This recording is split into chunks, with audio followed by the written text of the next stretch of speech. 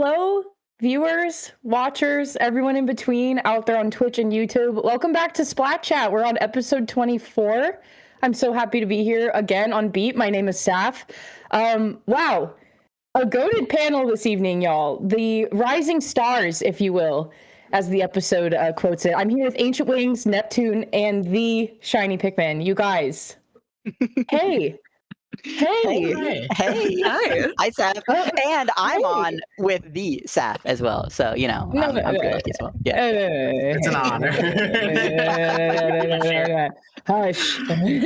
Hush. Anyways, you guys, it's so cool to be invited back here today to hang out with you all. It's also really wonderful to get to have the opportunity to not only get to know each and every one of you and your experience, but also maybe recap some stuff about the NA League, your experience in the NA League, and kind of what that's looking like and where it's going to go from here. I think we're in week 6 now. Week 5 was last week. This is week 6 of regular play. And we're over the halfway mark. We're over the halfway mark. We are entering the second half of the NA League, which is quite a milestone, especially if you've put in a lot of hours. Shiny, you're putting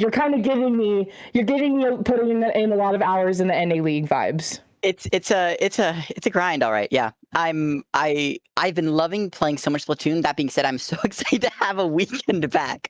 I just started working my new job, so I've been doing like new job stuff, and then I do some prep, and then Splatoon. I have no longer a Saturday, and now that daylight saving times has happened, it's like now from 1 until like 6 or 7 p.m. from when I'm playing. So I love Splatoon, but it'll be nice to have Saturdays back soon. Yeah.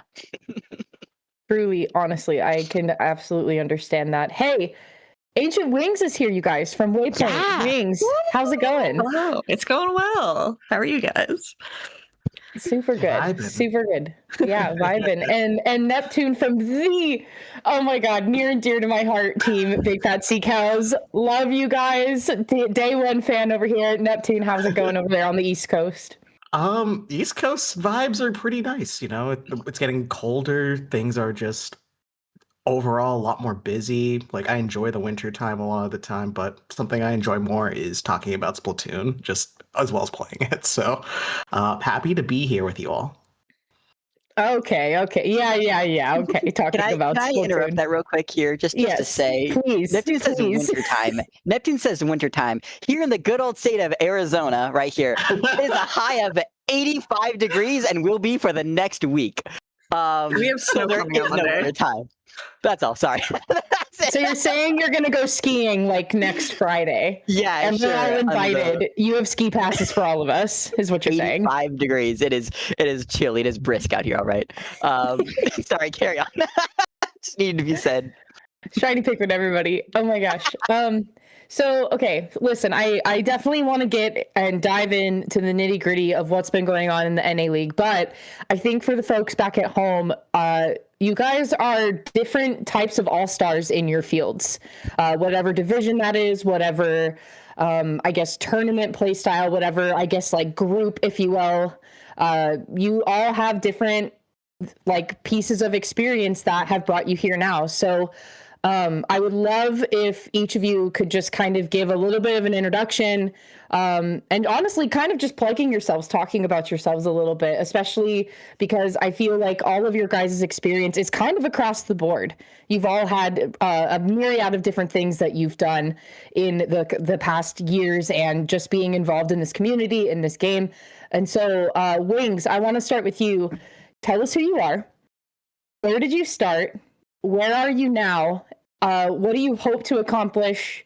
And I guess any sort of prospects if you're playing in NA League, what does that look like for you? So on and so forth.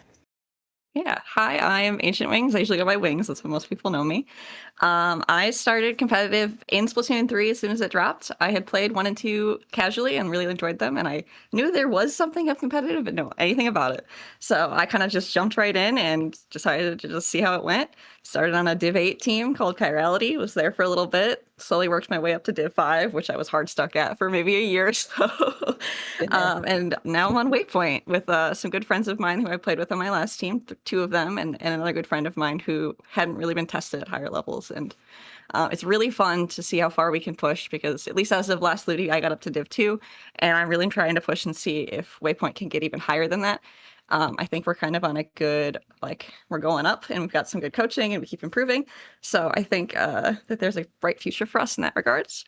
I also, if people have seen me around a little, do streaming for a lot of orgs. I started off with LSL, moved to Mulloway, and as those went inactive, I've now been all over the place. So Yes, I feel love now I LSL. just joined Dapple. I'm kind of just looking for whoever needs a streamer because I find that to be pretty fun too.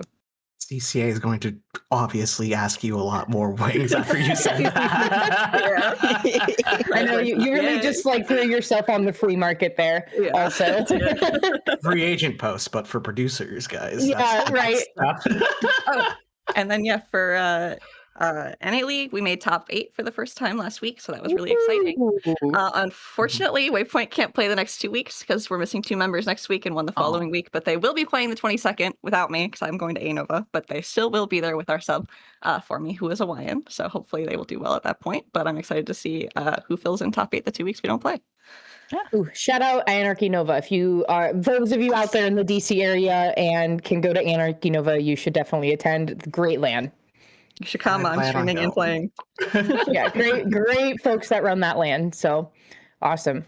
Okay, Neptune, where did you start? Where are you now? What things have you done? Any NA League prospects, things that you're doing? Tell us about Neptune. Let us into your mind a little bit.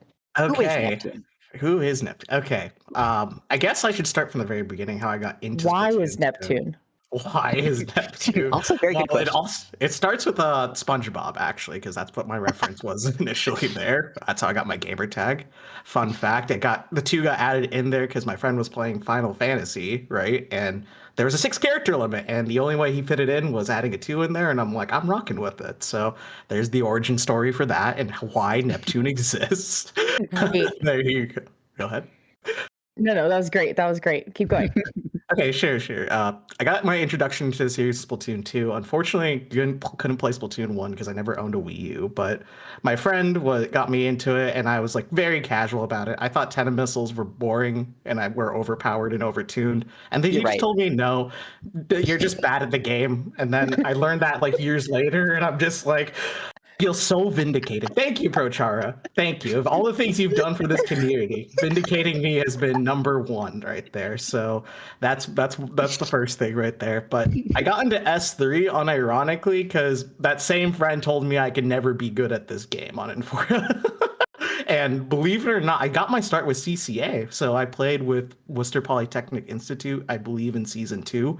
We won CCA Division 3 from there, and slowly started working my way up that ladder right there. So that's how I got introduced to stuff like From the Ink Up and Low Ink and just those slower concepts as well. And then my second team actually is Big Fat Seacals, which is my current team, which I am extremely grateful has not disbanded or we've just been close friends, sticking it out all the way from low level all the way to around, I believe, Ludi Division 3 last season as well as getting 3rd place last SAC as well. So shout outs to those guys. I couldn't have done it or be the person I am today without you all. You guys made me who I am, and just slowly but surely I've been working very hard throughout this year, just through the LAN scenes, just the various people I've interacted with. And I think the most recently thing that motivated me the most was playing in a tournament with Shiny, actually, Kraken and Kronos, right? We took a game off the Avengers, basically, which is, I believe, Ant, Ice, Gray, and Kyo. We took one game off them, and I'm just like, dang, we really just did that. And we almost got another. We were so close to getting a game 5 set out of them, which is crazy.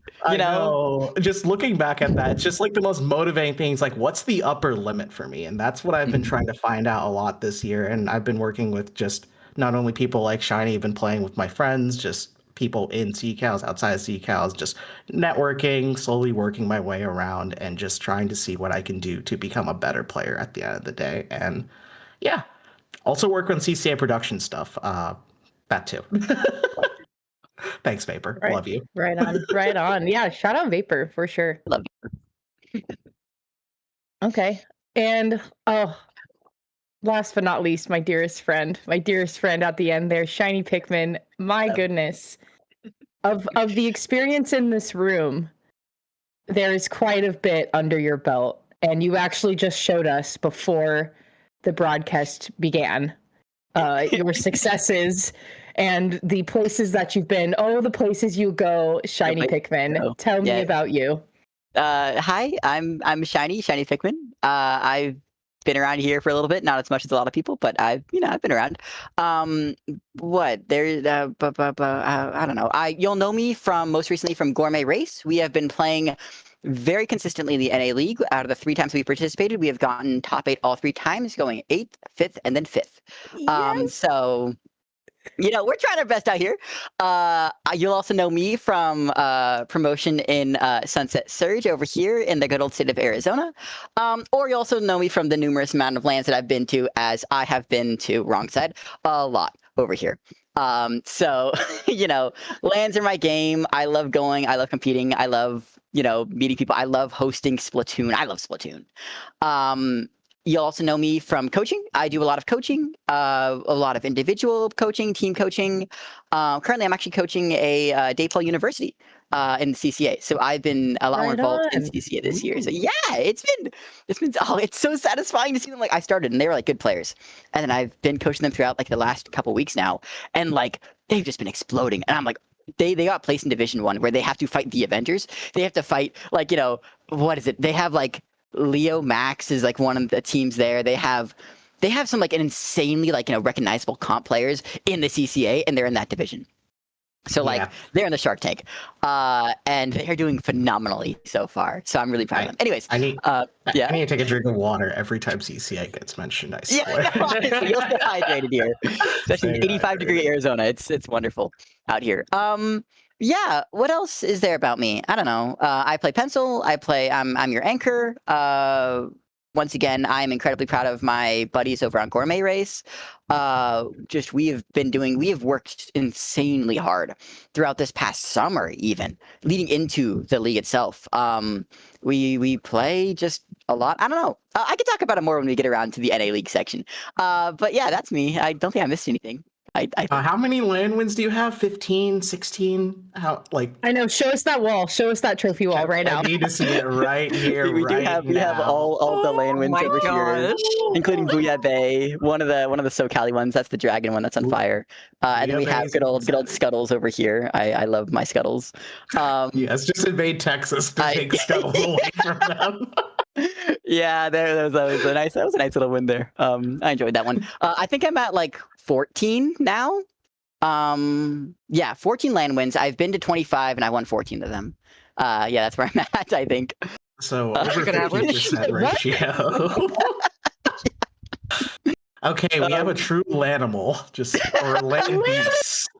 I don't know what's the proper terminology we want to coin this, right? It's that trademark it. There's Wallet Warrior too, because I do a lot of traveling. So we could use Wallet Warrior as well. That's some Animorph type beat. A Lanimal. I've been around a little bit. Right, that's me. We discovered a new species on this earth, and it's shiny Pikmin. I can see like the little Pikmin zoom in animation right now. Yes, collecting the gold as I go throughout the Southwest. Oh my gosh! Yes. And they sit there in their chair. They pet Scuttle like it's their little cat. Thank you, Scuttles. Thank you, Dio. It's very Dr. Evil-esque. Jumping all the Shiny, also, can you briefly touch on also your team experience? You have been on so many different competitive teams with a different group of people, and some of the same, some of them different. What have been like what's been like your official team run through the years? Spark Notes, I joined back in 2018 on a team called Koipon. We lasted for around a year. That was a wonderful formative experience. I spawned at Div 5, and I've been going up ever since. I jumped around a couple teams. A very notable one that a few people may know is Cherry Limeade. I was on Cherry Limeade for... I don't have the shirt. Do I have any Cherry Limeade merch on me at all? Yes, I do. I have... Yeah, who Saf asked. They're like little bit of Cherry Limeade branding. Who? Who indeed? My shirt is over there, I think. Anyways, yeah, Cherry Limeade, that was awesome. That was an incredible time. After that, I did a little bit of wandering, ended up on a team called Monsoon. And I think actually I should step back a second here on Cherry Limeade, which consisted of the original roster was me, Lily, Krim, and Pika.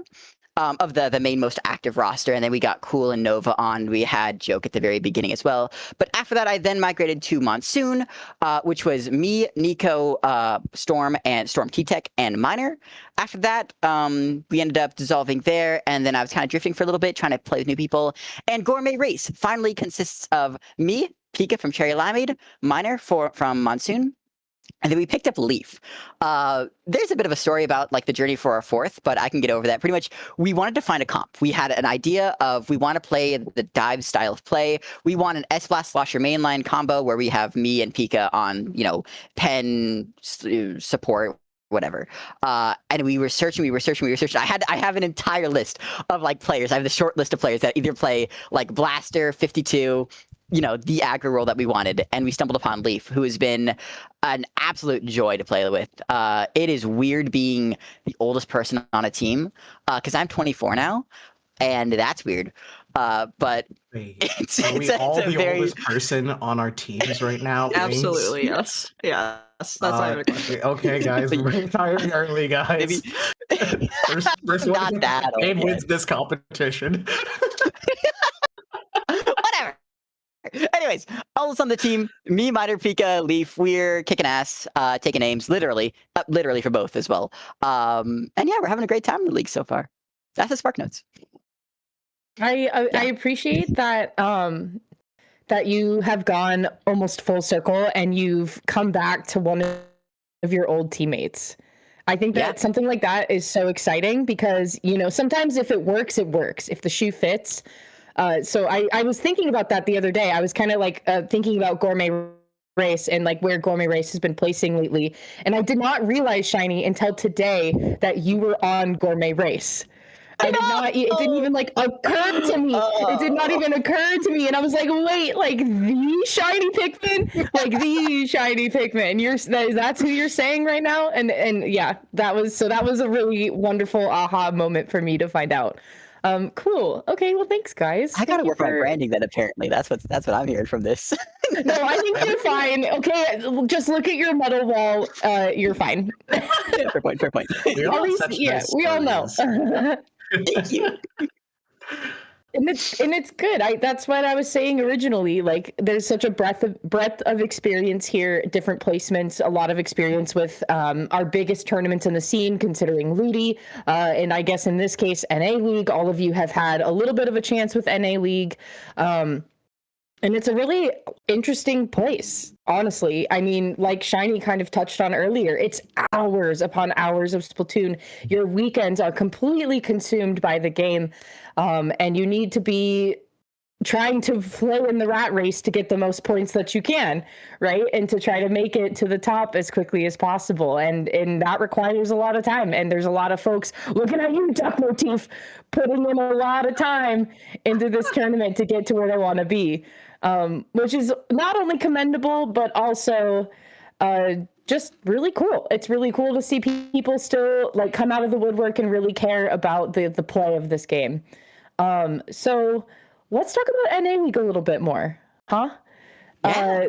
Let's take a peek at the bracket. A little bit. The points have been off the charts here. Like I was saying, Duck Motif currently, I believe, is at the top with 360 points. You have Fo now coming back into the woodwork. Fo took a break at week 4, and then they came back, I believe, in week 5 and week 6.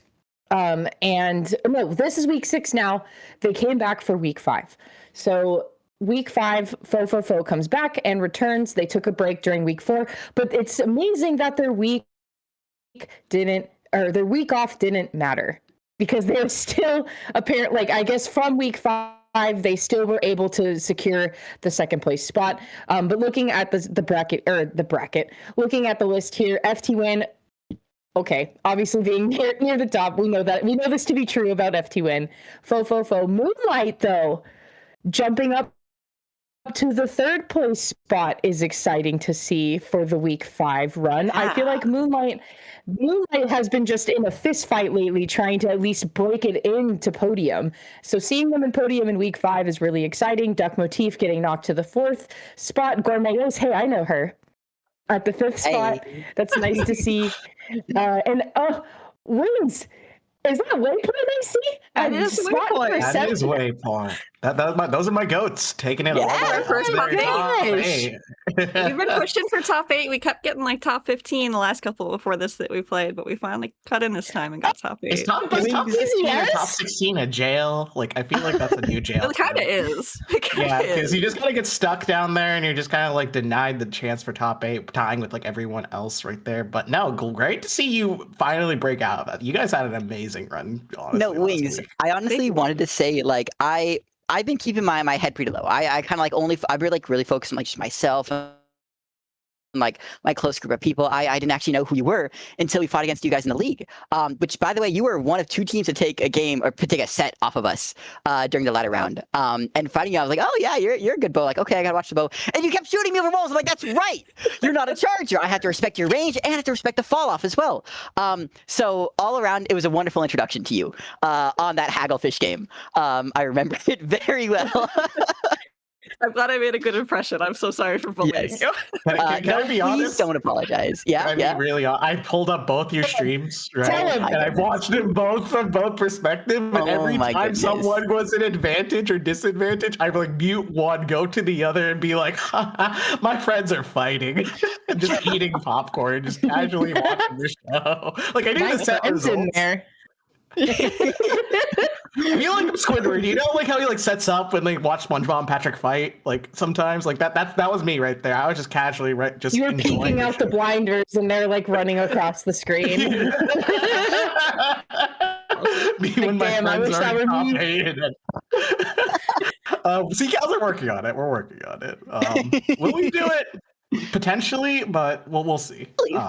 Hey, not with that attitude. We took a game off reflow. Does that count? That sounds as progress. That I would say that counts. That counts. That counts. Oh yeah, totally. All right. Okay, so I think give my flowers. No, please don't apologize. Don't apologize at all. So I want to. Okay. Thank you. Okay, this is what I was referring to. I was kind of like, I didn't realize that you were pulling up week 5's results, and I was like, oh, I was dead wrong. No. Okay, I was correct. So currently, Duck Motif has played in every single week, including preseason. Duck Motif has showed up every single week, and they have played in other tournaments as well. They play in this every weekend, and they play in other tournaments. So the commitment from Duck Motif, I think, takes the cake against everybody else. Like, I'm so sorry. No, you're right. I'm so sorry for the folks out there that love the game so much, but Duck Motif loves it more. And the win-to-loss ratio also proves that. 51 wins to 21 losses. Like, that's incredible. That's incredible. And the amount of experience that Duck Motif has is also a force to be reckoned with, for sure. Force of nature. But Fo finding themselves in second place in week 5. They're also in the second round seat currently in our top season results. And I think that's incredible and speaks a lot considering they took a break during week 4. I think that says quite a lot about that. And I believe Fo, please correct me if I'm wrong, I believe they have won at least 2 weeks. Is that right? They've gotten top at least 2 weeks. I know FT Win has also gotten top at least two to 3 times now. And I think Fo is about the same. But with that being said, FT Win is in the 5th seed currently. Milky Way just above them. Actually, they're tied. But Milky Way has less losses to wins currently. Yeah. You know, it's really interesting to see this like pan out, right? Because you said we're heading into week 6 out of how many regular season weeks again? Is it 8? So 8 total? Yeah. 8 regular. Okay, so we have 3 more leagues to do. 3 more actual Saturdays to spend on this game. Okay, yeah. At least looking at that from, at least from the competitor POV, right? That tells me that obviously Duck Motif is maxed out because out of the 8 actual season weeks, I believe it only takes your top 5 best placements. So Duck Motif can only go up from here, right? Like if you're looking at it, at least from how I see it here, Duck Motif has punched their ticket. They're going to top 8. I am super confident in saying that that's the case there. Totally. With other teams, you can see, especially with their win-loss ratios, we can with a lot of confidence count FT Win, Milky Way, Moonlight. What is that now? Duck Motif. Wait, hold on. Duck Motif, Moonlight, Milky Way, FT Win, and then I believe Fofofo. We can, with confidence, count those 5 teams in. And I know that as of right now, 5 has disbanded.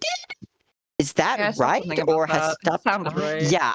I kind of have a little bit of the scoop on that. So if you guys want, now's the time for it. This is a podcast, after all, my friend. Okay.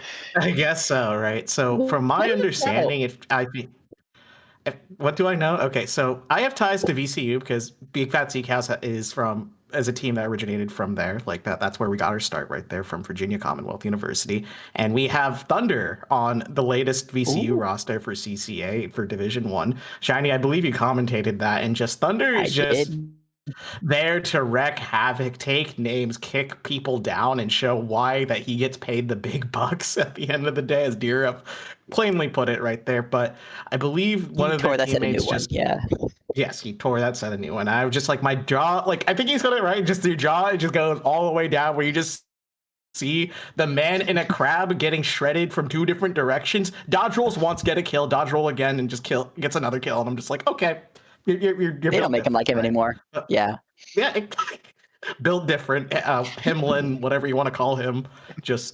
He's really good. So from my understanding is one of their teammates, I believe it was Wave. I'm not entirely sure. I'm not on the names right here, but one of their teammates is unable to play. And then at that point, it was just like, well, if they're not playing, then what's the point, right? And slowly from there, there's just like the motivation is like slowly draining out from them. Just not being able to have how do I say it, just even with their like 5 core roster members, I believe they had, even like their sub was just like I don't know anymore, and like they're getting a little frustrated with the NA League, and like the format is extremely draining, right, at the end of the day. It's hard. Well, they can't. Yes, it's hard. Like 3 whole hours, if you get 1 break hour, unless like you queue at the very last minute, and maybe you only get like 30 minutes sometimes, and that's just really rough. And then you have to go through a gauntlet stage of a bracket, and then it's, from my understanding, it's just some things couldn't work out due to availability, and because those members couldn't play, it just kind of like fell apart essentially. So that is the inside scoop, the VCU scoop from that guy who has ties to VCU, who's never been to VCU or attended VCU. See, that makes a lot of sense, especially like competitive teams. I mean, Wings, I know that you can probably speak to this a lot too. Like they really thrive on the anchor. The anchor is really important, like obviously Pencil is going to be like your average go-to one, but like the anchor is like, the glue. It is the backbone of the team, and each anchor plays differently. And you could obviously sub out anchors, but like there's these slight differences that like just really make up a match. So to lose your main anchor, and then to have like, even if your sub isn't Wave. Wave, former rival of mine, we played back when I was on Carnage, which is one of the things I skipped over. Anyways, we ended up fighting a lot, and Wave took off. And I can say from experience, Wave is an insanely good Charger player. So there are not many others like Wave. So yeah, that is really rough to lose, an anchor, or at least lose the availability of an anchor for the team like that. So yeah, I can see that. I feel like a fish out of water when I look above me and I see a bow, and I look to my left and I see a pencil, and I'm just over here. It's like, I'm a frontline shooter. I feel like a little baby in front of you all. You all are the glue that holds the team together here. It's tough because if you have someone like Wave, even if their backline does play like a Charger or something, just any other backline is like a flex. Like it's just, you're not gonna be Wave. Like I remember watching, if I remember correctly, wasn't Wave at the Nintendo Live event that was like, I don't know, that was years ago? I watched that in person and like live, and I saw how they played, and like it was so impressive to see just like what they could perform on, like with the backline. Like it was crazy. But, like, and with the stakes being as high as they are, like having a live audience, and it's with Nintendo, like so many, it's like a stacking like risks. It's stacked stakes. So even to have all of that pressure against you, like Wave can still outperform. So I would imagine that 5 is really feeling it with the lack of Wave playing with them, because I think and I think 5 is most of the roster from Crush Soda, right? Like it's Thunder, believe Wave, Gosh. Goss. Yeah. Okay, I was like Goss is either Fo Right? or 5. I was like, yeah, it's one of the two. But okay, yeah. So that's a pretty significant roster. I can imagine them being pretty like, okay, like that's a really key component of the team that we are missing here without them being here. So And that's it's just Yeah. like the sub rules for NA League are just so rough. Only having one dedicated sub is like the reason Waypoint couldn't play in nearly as many as we wanted to. My team really struggles with availability because all my teammates are in school. So it's just like if we can't play, like that's it. And the only sub that we got was for me because I thought I was going to be the one out the most, but it turns out Tenor was out more than I am, and our sub for me can't play fronts as well. So like we just can't play then. We have some other thing on Gourmet Race as well. Like we had to leave one of the weeks a couple weeks back because I was like super burnt out of the game. I'm like, I need a week to just do nothing, no Splatoon, to like really, mentally prep, like detox before I go right into the event. And then of course, since the surge happening on November 15th, I will also be out for it. So we have another anchor sub as well. So all this talk about it's hard to find, someone to replace the anchor, and yet it seems that both Waypoint and Gourmet Race actually their one subs are dedicated to the anchor slot. That's pretty funny. But yeah, no, it's definitely a grind. But I was sorry, like getting back to what I was saying before about like the rankings, right? Those top 5 are locked in. I believe if we can pull up the standings again real quick. Because CK got us. If nobody got me, CK Let's go. I got you. So yeah, I have the short-term memory of a goldfish. Like this is great. So yeah, F2 and Milky Way, Moonlight, Fofofo, and Duck Motif, in my opinion, are locked in. The question is who are fighting for those 3 slots? Best candidates right now. TZS already up there. Randance already up there. Hypernova very close behind. CK, can we scroll down a little bit here to see the remaining people here? Yes, and then Bet, and that is. Sorry, I'm not saying that I was done dirty, but we are 11th on the list, so whatever. I get it. Yeah, see, there we are. Look at the top. It's fine. I think my biggest picks right now, given the time that we have left in the league, I would say that Healthy Diet has a good shot. Halcyon has, I believe, only played 3 weeks as well. 2 weeks. 3 weeks. Yeah. Halcyon has a good chance of making it. Like Bet has a good chance of making it. I already said Gourmet Race. Healthy Diet has a good chance of making it. And then we also see up there TZS and Randance. So there's like these 5, because I believe this Waypoint Wings, correct me if I'm wrong, Waypoint's played on how many events so far? Oh, that's a good question. I think by the end of it, we're going to be 1 shy. I think. Gotcha. But we might have just had 5, but I still don't think our scores in the first couple were enough for it to put us anywhere near top 8. Okay, that's fair. I apologize for that. Once. But we'll be close. Assuming we get 5.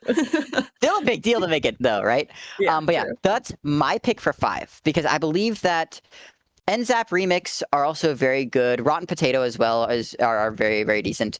I think that teams like It's Shrimple who have made it in the top 8 before, unless I think they weren't playing last week, right? Yeah, I actually have the deets on that one because Sam is my coach. Could you? What do you know?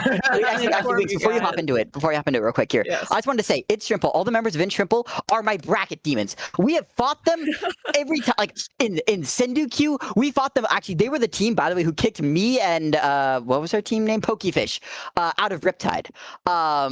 So and every time we fight them, it's always a game 5, game 3, game 7, final interaction over time, and we always lose. So 2 weeks or 3 weeks ago, I think, when we finally beat them in a game 5 back turf 4, I finally beat the bracket demon. So that was a personal victory of mine. That's my attachment to the members of It Shrimple. Sorry, I just wanted to get that story out there real quick. Wings, please take it away. Breathe. All right, Wings, step it up. Yeah, add it up. Step it up. What do you know? Yeah, what do you got? Been scheduling issues like most teams have been facing. But I do know there's been some like inner team just kind of issues going on of like some people deciding not to play and focusing on other things. And I know their practice is already as is. That just hearing from Sam, I think they have plans to play at least one more week, but I don't know if they're going to really do more than that. Because I know PETA's going to be gone the 22nd for the Michigan LAN, Citadel, I think it's called. And then I don't know if they're playing this week. I think they are. And then the week after that, between the last two, is up in the air, I'm pretty sure. So I don't know if that would qualify them to have played 5. I can't remember how many they've played to this point. I think they're at 3 because we played in one where they beat us. One of the weeks that we missed, they got top 8. And then the third week that we played, we fought them and in top 8. So yeah, they've made top 8, I think. No, they made top 8 twice and top 15 once, is I believe what they're at right now. Yeah. So they need to play at least 2 more times in the next 3 weeks, but it sounds like that's going to be pretty rough from them. Yeah. And I will also say, sorry, off topic, but like it's kind of on topic. Please. Looking at that standings list, it's kind of tough to say like who could be that like kind of fill in for the top 8, because the standings goes off of how many games, like weekends played, right? Because it's tallying all your score. So there's a lot of teams who've only played, let's say 3, who aren't super high up on that list because they have played only 3 instead of 4 or 5. So it would be interesting to kind of go back and look at some of the other weeks and see who placed and who might play 5. Like I think Free Flow, assuming they can get 5, has a really good chance. I was gonna say, I was like, somebody please bring up Free Flow. I was like, where are they in the standing list? Where are they right now? Yeah, because there's some that are Free Flow hiding at? just based on how they played, how many they played. Yeah. Oh, okay. And yeah, because I think Free Flow has only played 3 weeks. 3, I think. Yeah, I think something it's like that. 3 right now. That looks like 3 weeks worth of Splatoon. I don't know. Yeah, they got 2 more weeks to fill in too. So assuming they do well, totally make How many top 8s? How many top 8s has Free Flow made so far? Because that's your big decider right I there. think that's 2. Well, I right? think that's a big decider, but given how many top 8 teams aren't playing anymore, or like not going to play 5, it kind of opens up some spots. That's true. Like I said, we do have, I believe, 5 of those 8 slots are locked in right now. Very confident in that. So yeah, we're fighting for those last 3 slots. So it really is who will be the best of these teams here, right? Again, I think that gives us a pool of what of the remaining 3 slots here to fight for that. I believe like there's at least 5 or 6 teams within contention is what we've said so far. I think I would throw in healthy diet food groups into your pool as well. I think I mentioned them. I should. Yes. Okay, I think healthy diet food groups, I think they would also be in that pool of people that could take one of the last 3 slots. Although if I had to root for, at least if like I am rooting for Gourmet Race, don't get me wrong. Had to root for any teams, Sav. If I had to think of one, I am a really big Bet fan. I really like Bet a lot, and I think a lot of that comes down to SEMO.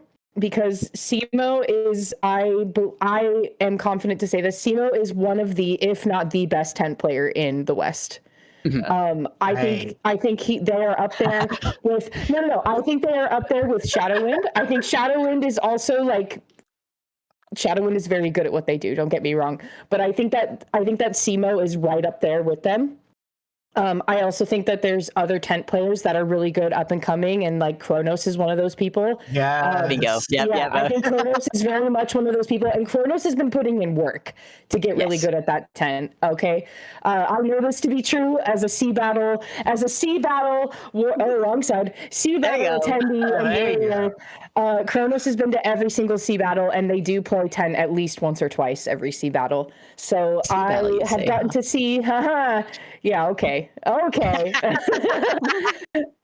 I feel that Kronos is very much on the same wavelength and up and coming in that same group. But I do think in that category, it's SEMO and Shadowwind that are really carrying the West in terms of tent players. And so I'm really hoping to see that Bet play a little bit more. I hope they do. I think that they are one of the top contenders for one of those 3 spots. But I think if and only if they show up for the remaining weeks.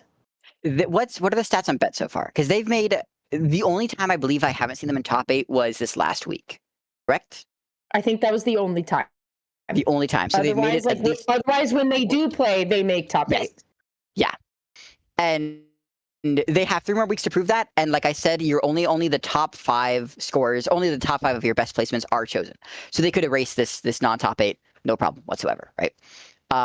So yeah, honestly, I would love to see that happen. Again, as I don't have as many, I have not interacted as much with SEMO.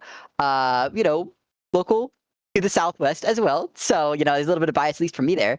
And getting to fight them at least this last weekend here, they've kicked, pardon my French, they've kicked our asses once or twice at the league here.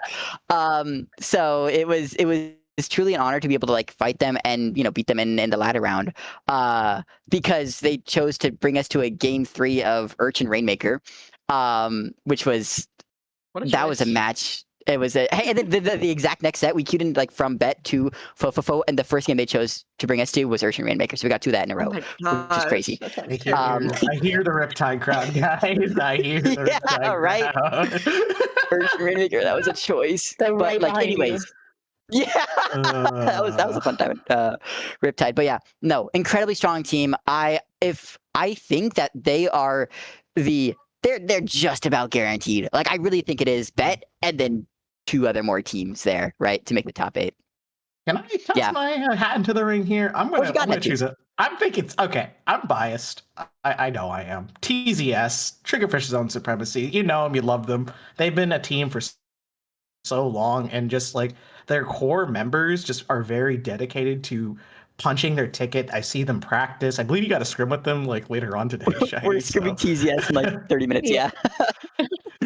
Yo, I'm gonna tune into that because Let's go. I'll never stream there, like legit. Just every one of their members, Pepe, Kraken, Vapor, DRF, and I believe it was Brian who's their 5th as well. Like they're all very dedicated, right, to wanting this top 8 spot right there. I think they've played nearly every single weekend, right, and have been putting in time, work, VOD reviewing, practicing against teams that are conventional and unconventional alike to hopefully break out the traditions as well. According to my sources right here, thank you DRF, they played, wait, is that correct? They played 3 only? No, that's the other information. My bad. I am getting false information here. I think, that's for Bet. That's for Bet. Oh, okay. So Bet's got 2nd, 5th, and top 16 right here. They played 3 out of 5, so they have 3 more opportunities there as well. So while I could definitely see Bet making that right there as a fan favorite with Simo coming up front, represent the tent mains. I do want to throw my flowers as TZS once again, because I think those folks are some of the most dedicated folks about the game. And I think dedication can go a long way. So I'm going to put it up for that as well. Yeah. It's dedication, not just in the playing front, but in other things as well. Like a lot of the folks of TZS have their fingers in so many pies. I mean, Vapor is on the Beep staff. Vapor is a TO for Bouillabaisse. You have Pepe, who is the Sunset Surge. Sunset Surge, my go. Let's go. Yeah. Like you have DRF, who is like the other half of the CCA. Like you have so much experience on TZS, and you have so much dedication in different fields within all of it. So TZS in my mind takes dedication to like a whole new wavelength. And don't forget too that Kraken Mare is also the head TO of a little known land called Riptide. Probably the biggest one. Sorry, Riptide. Yeah, it's I've never heard of that. Okay, you should get reading. It's grassroots. Well, yeah, that's pretty right, honestly. I don't care about Ohio. Yeah, it's a little state called Ohio, Riptide was so successful. Why isn't there Riptide 2, guys? Where is Riptide 2? I'm saying. What the heck? Yeah. Dedication, as you were saying there, Seth. It's pretty incredible. Also, I think so. CKK has a VOD to show us. I believe this is from NA week 2, week 2. Where am I? NA week 5. That's what this VOD is from. So if we could take a little peeksy poo at that, that would be much appreciated. Wait, what set do you guys want to see what he first? got. Roll the clip. Roll the credits. Wait. Looking man, much building up respect. that suspense. Which set do you guys want first? Wait. He's asking which set. Yeah.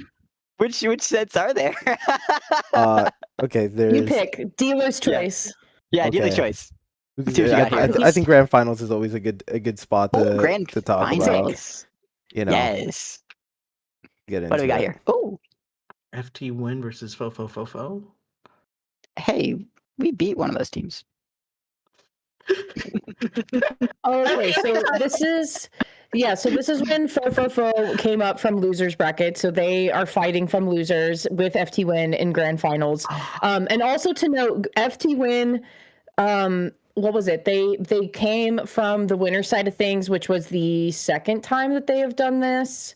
I think last week the week before last week, they got knocked into losers, and then they could not get their way. Oh, okay. Sorry, I mixed up my words. So FT Win is the winner from the winner side of things. I think in week 4 they got knocked to the loser sides of things, but they beat everyone and didn't drop one set throughout the entire tournament. So, and remember, they are, I think, number 5 in the overall standings right now, and Fofofo is in seat number 2. So Fofofo finding themselves from the loser side of things in grand finals with them. But still not finding success. FT Win is able to pull it out here. And I think, this is game number 2. So Fofofo had a really strong opening, winning game number 1. Game number 2 here, though. I mean, come on now. Macro Mart for FT Win, this is nothing. Like, this is home turf at this point. So, okay, Saf, this is something I want to talk about here a little bit here. I'm going to let the peanut gallery here to talk about like the macro as a whole. I want to, if there's a chance, I want to talk about the meta, because the idea of playing all modes, we're talking all 5 modes that Splatoon has to offer, has resulted in some really, really, really interesting weapon picks that we've been seeing. The emergence of Dapple, the emergence of Anchorless, the emergence of, we see here, Nautilus, Wiper coming back up big here. Like Splatlings as a whole, the mid-range Splatlings, edit used to be very popular a couple months ago, has now been dropped for both the Nautilus and more specifically the mini Splatling, as all 3 kits are good. So I want to talk about that at some point. I'm not sure if now is the right time to do it. I mean, go for it. Because it goes... Okay. So, speaking from the anchor point of view, sorry, Wings, as I don't believe I've seen many bow play other than, like, you and, like, Reflux. Yeah, exactly. Which actually, I'm gonna leave Reflux to I'm not sure. Obviously, I'm not sure that you play it, but like I want to leave that, since it's the bow class of weapons, to you to talk about. Sure. But from recent playing, we've Gourmet Race has been lucky enough to scrim Moonlight and a lot of other high level teams, and we have a lot of big takeaways. First off, the anchor tends to rotate a lot. A very popular pick in Rainmaker is actually the V Charger. You've been seeing V Charger coming out with its back, specifically the scope variant, to match the pencil range, because Pen has splatter scope range for some reason more than the Splat Charger. It's crazy. You've been seeing a lot of Dapple come out here, because the combination of Cooler plus Beacon, as you're seeing on this map here from Fofofo, while they're not showing it exactly here, it has the potential to really speed up pushes in a fast game mode, fast and volatile game mode like Clamblitz or like Rainmaker. You see a lot of E-Leader, especially from strong leader players in tower control, most specifically on maps like Museum, because it's very exploitable for its long range. I'm actually picking up leader. After I think 3 years of not playing the weapon, I'm finally picking up again for some matchups as well.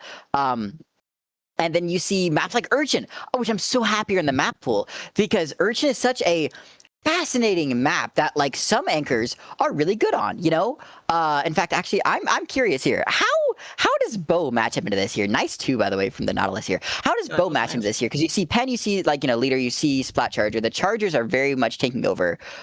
Yes. What does Bo do?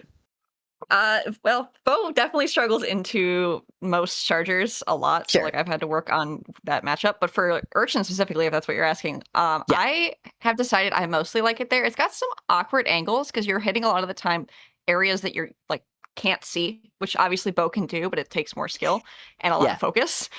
So it's really good for like walling out like all those hidey holes and things like that, where people like to, and like the walls against like in the mid, especially like on zones, and like top right if you're pushing, or top left if you're retaking, like those little side areas. It's very good for clearing that up, because a lot of the time you're in spaces obviously you can't see. A Charger can't get an angle on that very easily, and it's kind of noted to be not a great Charger map from at least most backlines that I've talked to. They'll switch to Dapple typically, or something, or Zap. So I'm still trying to learn it better. I definitely want to play it more to be more confident on it, but at least my initial take is I do seem to like Bo there quite a bit. It just requires some practice. This is good news. I'm a Bo believer. I have a little Bo minifigure. I love Bo so much. I just wish the gun was better or had cooler. Is my only 2 requirements for playing Bo. Can I just side note? I love when we call things guns and it's very clearly not a gun. Well, whatever.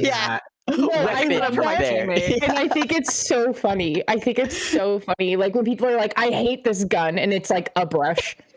Just an oversized splat roller. I just think that's so funny. Like, okay, continue. Yeah, it's like this gun sucks. You're literally holding a katana. At least that Splat is a gun. I'm right every time I say that. Yes, you are. It's fascinating to hear that because, like, again, you see so much, you know, I don't see anti-meta, but like you just definitely see the meta evolving. Meta is an amorphous thing. It should never be stagnant. And I think that this NA League of really playing all the map or playing like a set amount of good maps on all modes has led to some cool things. Can you please tell me how many crabs have we seen on these last 2 games so far? Has anyone been looking? How many crab weapons have we seen? 0. Like none, 0. Correct. Crab is like, especially before the NA League happened, it's like you got to have a splash on the team. You know, you got to have, I don't know, like heavy edit, I guess, when there was a couple weeks ago, you know, or a couple months ago. But like you see now, there is no crab whatsoever. Or when there is a crab, it is, I mean, we can speak from our own experience. We started the league with Pika on Splash. And since week 2, Pika's been playing a lot of like Mini. And Mini has been coming up as our big bubble option, our big, you know, hammer option. Like, the answer that, or the question that you have to answer right now is, how do you break through bubble? How do you break through, you know, a static stronghold? Because we're seeing a lot more zones, which is promoting some more defensive play, and that kind of philosophy has leaked into other comps. At least that's my theory on it. Anyways, but I don't know if you guys agree, but I feel like we, for one, haven't tested the meta enough to like really find what is super strong right now. There's so much experimentation, but I also think, which maybe comes alongside that there most everything is pretty viable right now, which is really cool. I wanted to echo that. I want to echo that. I think what we are seeing in the NA League is actually a shift away from like what we think is meta. And I think we're just actually seeing like, hey, if you're just good at what you play and you like the role you play, you can do whatever you want. I mean, because like in this example right here, we're in grand finals and there's a paintbrush, you know, but like Dat Menace is like a whole different animal of a paintbrush player. Like they are so good at what they do. It's not even funny. Like watching them play this game and watching their point of view and what they have been accomplishing. But that's what I appreciate is that like we are at the highest level of gameplay watching this in grand finals of this league right now. And there's such a big variety of stuff that we're seeing at the top of the screen. I mean, obviously there's a Wiper per side, but like I feel like Shiny, you just touched on it. I feel like Wiper hasn't really been like as viable lately, but like when you have somebody that is good at what they do and how they play, and you have players that can play around it and they know what's going on and they know the person's play style, you can kind of do whatever you want. You can try to mix and match and put different pieces together as much as you want to. So I think I really like to see that like meta, I just don't think is the word to be used here for the league. Like I don't think it matters, honestly. Sure. Not for league, but I honestly just think, right now, like there's just not really a clear meta. Yeah. Mm-hmm. I want to echo some of the sentiments that are happening here, because I think that the biggest answer that I found to the question of what is good right now is your main gun, is your main weapon good? I believe that we are in if we're going to like zoom the camera out a little bit here, we are in a fight focused meta. Really, the best thing that you can do is, oh, hello, goodbye, FT1. The best thing that you could do here is be good at a good gun. So exactly, are you good on brush? Awesome. It is a good gun. You know, again, we started the league because we wanted to have 4 good guns on a gourmet race. And that's it. We didn't care as much about specials. Obviously, still very important. But yeah, if you can't fight, if you can't trade, if you cannot win with the guns that you have, you want to pick a different strategy. Like, I firmly believe that gone are the days of special spam, which I'm so grateful for. And again, you said it here. The last game that we saw, the only thing that was shared between the 2 teams was a pencil and a wiper. Is that not awesome? Like, the amount of different weapon classes that we're seeing across teams in, you know, the top 8, the top 4 of this league. Like, we are living in a beautiful age of Splatoon. There's no crab spam. There is no missile spam. You know, there is no special spam of any variety. It's not quad shooter. You know, brush. You know, not brush. Sorry, pen is there obviously, but like we have maps where it's not viable. You know, and like I said before, you even see splat chargers and leaders here. I don't know. It makes me so giddy because this is awesome. Like, if you were to tell this to somebody like, you know, 4 years ago when we were stuck with, you know, quad shooter, missile spam, K52, it's like, okay, cool, here comes the other K52 player, you know? Like, that's just not here anymore. That's awesome. I love that, honestly. So, and like gotta get out there, yeah. is a perfect example at the top of the screen here. You have Octobrush, Wiper, Mini Splatling, and Dapples.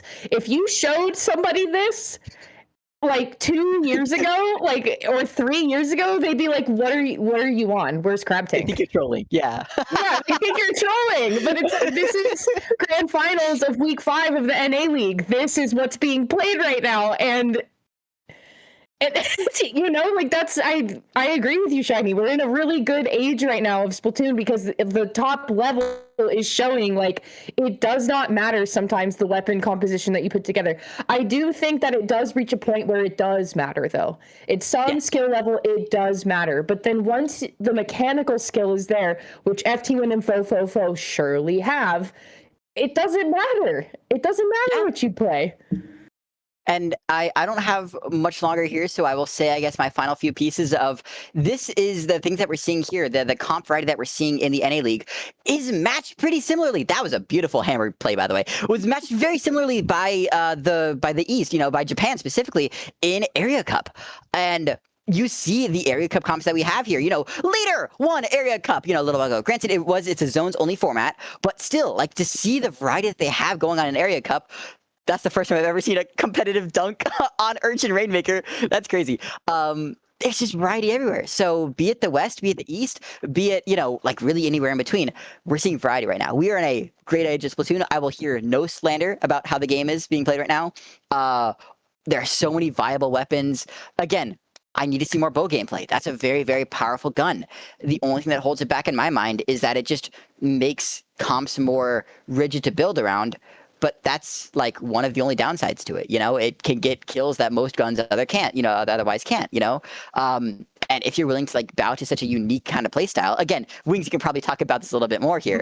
But there are so many viable, you know, choices. And I'm happy to be living in this day and age of Splatoon 3. Yeah. We're happy you're living here too. Aw, thank you, living in our minds. But I think another good topic to talk about, which I don't know, Shiny, I feel like you might not be here for this one, but along the lines of anything is viable right now. Moonlight mixed and matched so many different things. Like they are the pinnacle of mix and matching different things. Like last week there was Zap, there was Decav, there was S-Blast, there was a Leader, there was a Splatterscope, there was a Zinni, there was a Wiper, there was an S-Blast, another S-Blast, there was a Pencil, there was a 96, there was Dapples. It's like they just kind of threw something at the wall and they were like, okay, that's what's gonna stick. And they got third last week. And so you can be as refined as you want to be as FT1 and Fofofo and maybe stray from the narrative with like one or two things, but otherwise stay pretty consistent. Or you can be like Moonlight and have a myriad of different compositions that you want to try and get third place. Yeah, it's one of the things that I respect Moonlight so much. Again, after scrimming them, having to fight at least 5 different comps switching between Carbon and Decav and Leader and V-Charger and Pen and then Dapple, and then they have a pro comp, like a Pro 96 Dapple comp that they've been running too. Like I don't know. Like I think that we are in an age right now where flexibility matters, right?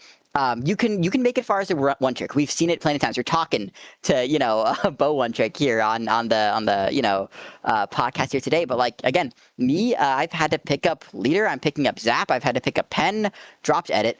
But like, you gotta have deep pockets, and especially if we're heading into this kind of meta, as we talked about, with just so much, you can do anything. I think that people should be experimenting more. After this league concludes, This has been a lot of really compact Splatoon. I want to see people expand their horizons more. You know, if not, you know, play a different kit. I'm looking at you, Pepe, from Trigger Fish Zones, who's played. I believe he's like 20 starred one weapon. I love you, Pepe. I can't wait to see what Sim says. Anyways, it may not be a bad idea, you know.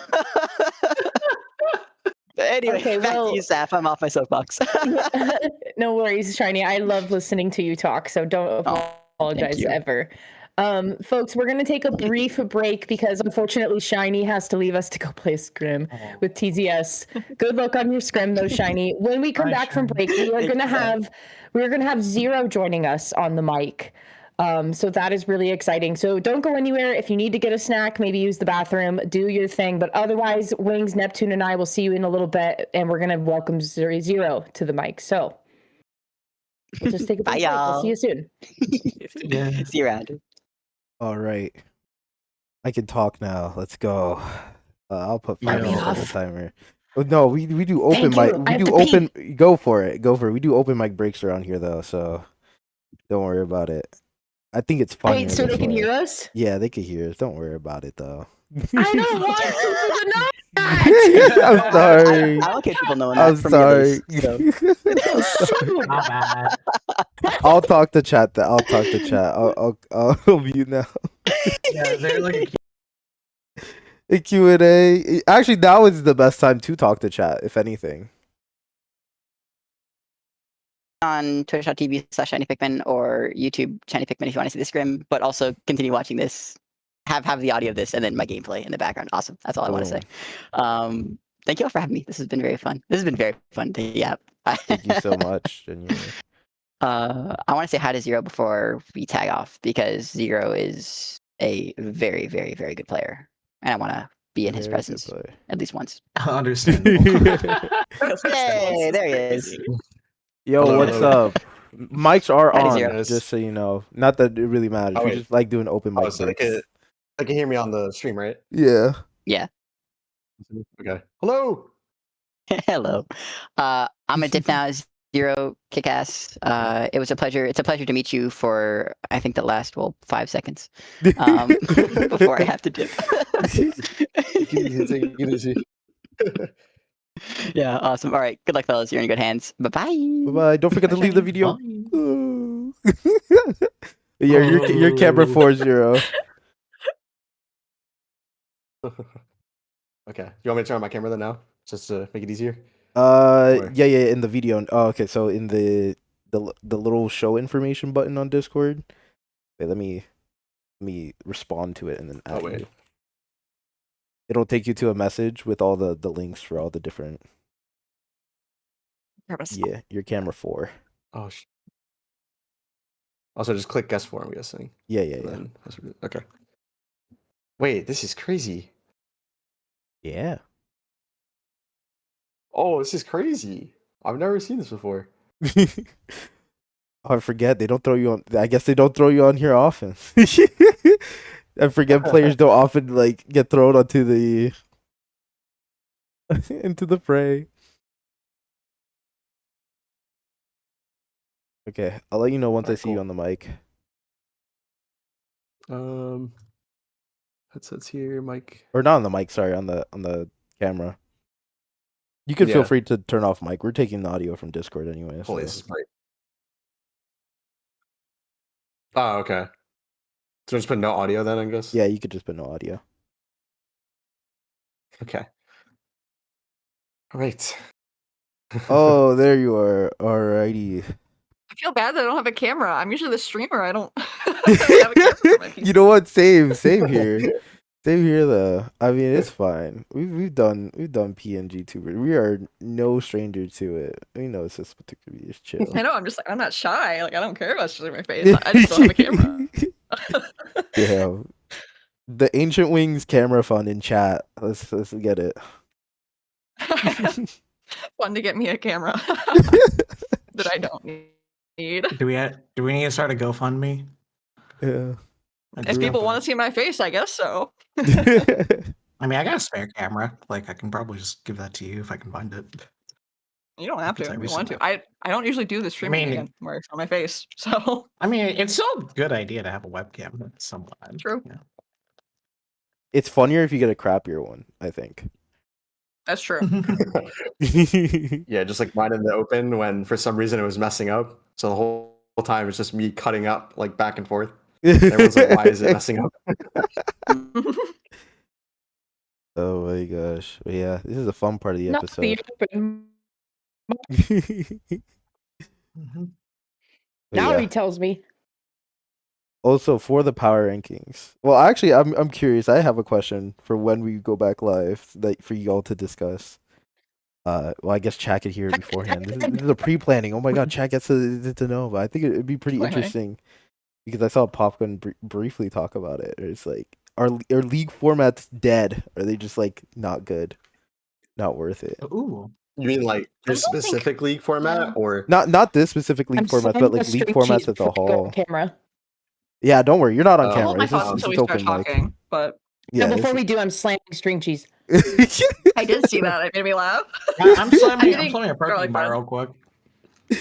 I'll give you some extra time then, but yeah, I'm curious to hear that, and then we could get into the power rankings. Power rankings, by the way, is not predictions. We're not predicting who's gonna make like top 8. I want it to be like a top 10, top 12. Like, who do we think is the strongest? Not necessarily like. Oh, okay. All right, I'm putting bet number Okay, 1. Because Oh, Yeah, actually, it's an open forum debate, so obviously be respectful of each other and the players, of course. But yeah, it's just what you if I'm guys have at disrespectul it. towards myself? Whoa, Is none of that, allowed? none of that. okay, Nah, buddy, nah. none of that. None of that. No. You're goated, bro. Nah, bro. Are we ready? Are we ready to get back into it? Yes. I'm ready. I'm ready. yeah, I'm good. All right. I'll throw you guys back on in 3, 2, 1. Hey, guys. Hello. Welcome back. Had a bathroom break. Slammed a string cheese. We lost Shiny in the storm, but we gained Zero along the way. But Zero's new here. We've already been chit-chatting so much for at least an hour. Welcome to the Splat chat. Welcome to Beep. I don't think we've ever met before. I've seen you in passing at LAN before. But my name's Saf, and also on the mic we have Ancient Wings and Neptune. And before we jump back in to the discussion we were having, please, I would love if you introduced yourself, tell us where you started, tell us where you are now, kind of your progression through the competitive scene, and just everything in between. Tell us a little bit about you. What goes on in the mind of Zero? What goes in my mind? Oh my gosh. Strategizing all day when I'm playing this game. So for those who don't know me, I'm Zero. I've been playing since the beginning of Splatoon 1, since like the global test fire. I remember when I first got the test fire, I was like, this game is crazy. I thought it was so cool. Yeah, that's day one. And That's day one. Yeah, day one. I think after about like a couple of like months, as I got better, I got like S rank or S plus 99, and I was really telling myself I want to try to play competitive for this game. So from there, it just was a spiral of many events where I've been playing ever since. I did, I think, Ludi with my first team ever, which was Nexus, and that was like my sign of improvement because we got like A division at the time, and which is basically like below X div now, but it was very different back then. And then ever since then, it's just been a very good progression, I guess. Like I've been from low level to mid level, and then going from to the top and being at the top with every top team, like FT Win. At the time in 2018, 2019, my team was Quantum. If you guys remember that team name, or were formed as Demise. I do remember. Yeah, so and then playing, which is also funny because I've noticed this. I think I've played with almost every team at least once or twice. I played with Starburst, Sayonara, Quantum, FT Win, once in a blue moon. There's a name I haven't heard in a while. Sayonara. Wow. Yeah. That was actually my return. I think I took a big break during COVID, and I just wanted to play other games, try new things. And then around, I think it was one of the showdowns in 2022 when I came back. I played with FTUN for that. We won, and we qualified for that invitational LAN in Seattle. So that was nice. And then from there, I just wanted to keep playing. That's when Sayonara came back for a bit, and then a bunch of other teams went through there. And yeah, now I've won majors, I've won LANs, Nintendo events. I've done it all. I've been here for everything. So been here for everything and still here. Yeah. I keep getting dragged back. I can't escape. Yeah. I can't escape. Yeah, you're trying to claw your way out and they just keep reeling you back in. It's a honey trap. Yeah. I think I told myself, I was like, I'm going to just relax, take a break, and then I see the NA League, and I was like, oh, I have to play. It's my time. The bat symbol came up. I had to play. And I guess refresh maybe our memory, refresh the crowd's memory. Who are you playing with in the NA League? So right now I'm playing with Bet. And You're playing with Bet. Yeah. Yes, you are. The 4 players I have with me are Mecha, Lucina, Simo, and Delta. So they're very phenomenal players, and they've been here since the beginning as well. But I think it's a very good, refreshing start for me as well to play with them. I do feel like they remind me of Quantum a lot. I really do feel like I can mesh well with them, and I can kind of lead them in a way when it comes to experience, because I played in so many tournaments, I played in so many grand finals, and won so many events, lost so many events. So going based off how I played with certain teams and other teams, it really does help them improve, and like showing them different ways to play, different styles, and implementing different things. So it's just very nice to play with them, honestly. And from insider perspective of somebody that's playing on Bet, how many more? We have 3 weeks left of the regular season. Is Bet going to be playing all 3 weeks? Oh, absolutely. Okay, Oh, right absolutely. on. Very cool. We have Okay. no choice. We have no choice. We have no choice. Okay. Cool. I guess how does, just for I guess my frame of reference, how does you have 5 players, right? Mm-hmm. So how does your substitution work? Who is kind of like acting in as your sub? Will we see a mix of your roster in the next 3 weeks? So right now, Lucina is incapable of playing because of work. So he works on Saturdays. So I was basically the sub-in for them. But because Lucina's not able to play at all, he couldn't take off either for the rest of them. He took off for the 2 weeks ago because I wasn't here. And thankfully he was here for that. So they were able to play and get top cut. Then last week we did choke and we did not make top 8, but that's okay. We're going to bounce back this week. I don't know if he will play the rest of the qualifiers, but I definitely do think he's going to play potentially playoffs. If not, we might just stick to this 4 as a core. So we're going to decide later on and figure it out. But as of right now, with the way we've been improving, our synergy, everything that's been, improving as the weeks have been going by, I think we're probably just going to go off that and just see how it feels. Oh, right on. Okay. And actually, speaking on synergy, I in my commentary career, I feel like that is one of the top things I always try to reference and talk about is synergy, because you can have mechanical skill, you can have so many different results under your belt, but like I truly and honestly feel like you cannot reach top level or even breach that ceiling without synergy with people that you play with, because it gets to a point where you can just see what people are doing and you just know their play style. Like it's like muscle memory. You know exactly where people on your team are going to go. You know exactly what they're going to do. And I feel that is the wall. That is the wall that blocks people from level to top level. It's like, okay, well, you can have, again, mechanical skill, you can have that all day long. But if you don't have synergy with your team, like you can't get any higher than that. And I know, like you said, that you've been here since day 1, Splatoon 1 test fire. I know that Simo has been here since Splatoon 1 as well. Can you kind of speak on your experience on what that's been like, from where you started and where you are now, and just the feeling that you get when synergy comes into play?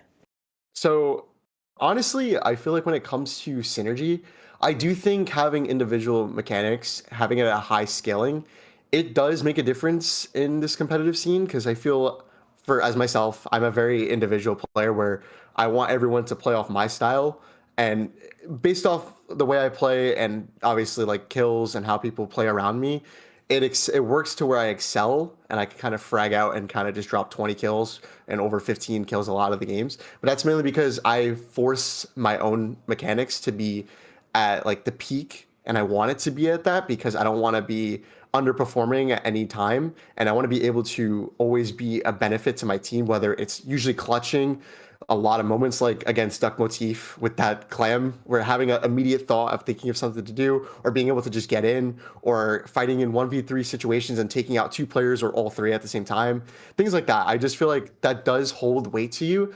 But when players are capable, I'm gonna give a perfect example is Jared.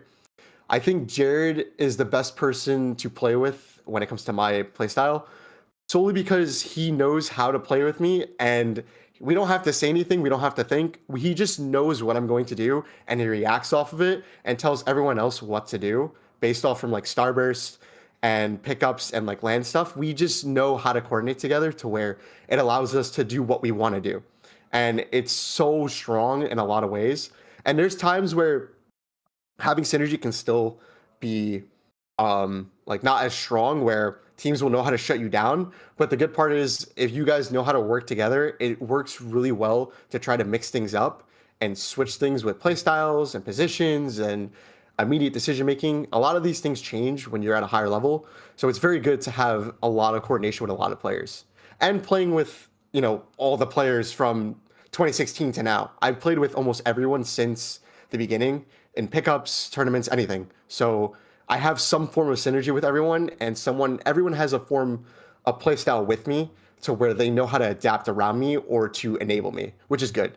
So I think that's a very big thing in this game, and I feel like it's very strong to know who you're playing with, how they play, how can you benefit them or enable them, and allow it to also go into your playstyle as well. That was a really good answer. Sorry, I'm incubating. I'm Sorry, marinating. I'm thinking about it too, because like someone I know, who's I like can trying see to you, climb. dude. You're cooking up here. Yeah, I can no, see I'm it. like thinking. I don't know, someone who's like aspiring to like see where my upper limit is as a comp player, right? Just like what are like, yeah, just hearing like how you build that synergy and like how it's all about just adaptations and getting that feeling, right? Of okay, Jared's really good at just playing off of me and just like can get everyone on the same page, and there's just immediate, just a snap, and then being able to have this wide variety of like years and years of experience of playing with everyone, right? Just that gives you just so much like experience. An edge. Yeah, Yeah. an edge to say the least. Just Yeah. that allows you to just go around and just like play mechanically strong and like make very strong decisions that other people can play off of and just swing games just immediately. Like as you said, you have that clutch factor because of that. Yeah, I think a lot of the one big thing honestly is trust. I feel like with teammates, the more trust you have in them, where you know you're going to be able to go in and they're going to have your back to just like simple things like to paint you out or to do AoE damage with you or to call things for you. I think it really does make a difference. Like a very good example would probably be the Sendiki Major, the first one with Starburst. I think I was in such a flow state with them because we practiced so much and we knew what to do together. Once everything clicked and we figured out what to do, we were so well prepared for Jackpot at the time, FT Win, every team. We were so ready for them that everything just clicked and we were able to coordinate fights together, even though we were on edge, screaming our heads off, like on nerves. But we were still, it's chaos in the voice chat. Yeah, we were still so like, you know, locked into where we were capable of coordinating everything. I was so trusted. I trusted every single one of them. Like I was going to dive and fight for something and I was going to be able to get out and take one with me or two. Or if I died, they're going to either trade me or keep the space that I created for them. Because as a frontline, that is my main goal. To either get kills, create space, open up the map, or put pressure on anyone. And if they see something that I'm doing, they react to it immediately. And a lot of teams don't do that, especially when it comes to like lower level teams. They're not that they're bad or like, you know, more just inexperienced because they don't have that synergy as like you said, they don't have immediate synergy that we have compared to, you know, 6 years to 3 months. It's very different. And then playing with so many people, you understand how to play around them and see how far they're going to excel in the game or how much you can enable them, how much you can't. So it's very different for a lot of players and teams, but it's very nice when you have them very coordinated and synergized. And I feel like you hit it really fast too. Like I feel like once you play with a group of people, whether it's somebody that you've played with before or if it's like a newer group, like if you're playing eights, for example, I feel like the synergy factor hits right away. You can tell right away if it's going to work or if it's not going to work. Yeah. And I think the ability to discern that in this scene is very powerful. It's a very powerful tool. I do agree. I feel like, especially from playing, for example, like 2018, the synergy level with every team was, I think, phenomenal, especially back then. I think right now we have a very good structure when it comes to top teams where they have a specific play style they want to play. They have a lot of like rules that they want to do and certain like set plays and ideas. I do think when it came to 2018, a lot of the game was more fighting, and it was who was the better team mechanically, like who would synergize and fight things together properly, or who would take someone out and hold so much ground in their spawn or on their side of the map, and who would be able to help those players move in and excel and be able to trade or just punish. I just think it's very different, but now it's more like you said, synergized and structured to where it's like, for example, 2023 Starburst, where Crab Tank, Machine, Booyah Bomb, everything. Like everything was so perfect. Like their set plays were so perfect, no one could break through them. It's completely different compared to back then. So I feel like it's very different, but very nice now. So. Interesting you say that. Oh, Wings, go for it. Go. I was going to say, just because like I didn't play Comfort 2, but I will say at least our current quote unquote meta, at least when Cooler's been strong, I feel like fighting has been the main focus of like what teams try to do. Not obviously not all the time, but like more often than not. Yeah, I think now with the way Cooler, it enables you to fight, but I also feel it's not the same as 2, because 2 we didn't have obviously this Cooler factor. It was more just run it down with QR and be ready to trade me or play for 1 or 2. This one you kind of just, especially now, because I wasn't here when I noticed the meta of jumping out. Like everyone gets Cooler, they take a fight. Yeah. If they wait for something, they just immediately jump. So that's something new to me. So seeing that, it's more of a, you play for a risk, but you also get out. So there's a double reward in a way where you're not necessarily dying, you're just repositioning. So it keeps you in the fight. While in 2, it wasn't like that. It was you have to play for mechanics. And if you whiffed, you were gonna die. Yeah, if you whiff, you're done. Yeah, it was literally you have to be really good and have to be trusting in your aim and be able to trust your teammates, because if not, you were just gonna lose. And it was a risk reward factor back then, but it was also if you choked, your team was gonna get put in a bad position or punished for it. So it was very the risk percentage would probably be more like an 85% to now. Now you can kind of bring 50-50 or even less, like 25% compared to how it was back then. And that's how I see it because I'm a frontline player. Yeah. Of course. Yeah, I was just curious because it makes sense because like they're both fighting. It's just how you fight is completely different. Yeah. Neptune, your question. I'm waiting on bated breath. What's your question? No apologizing here. There's a lot of talking and to be done.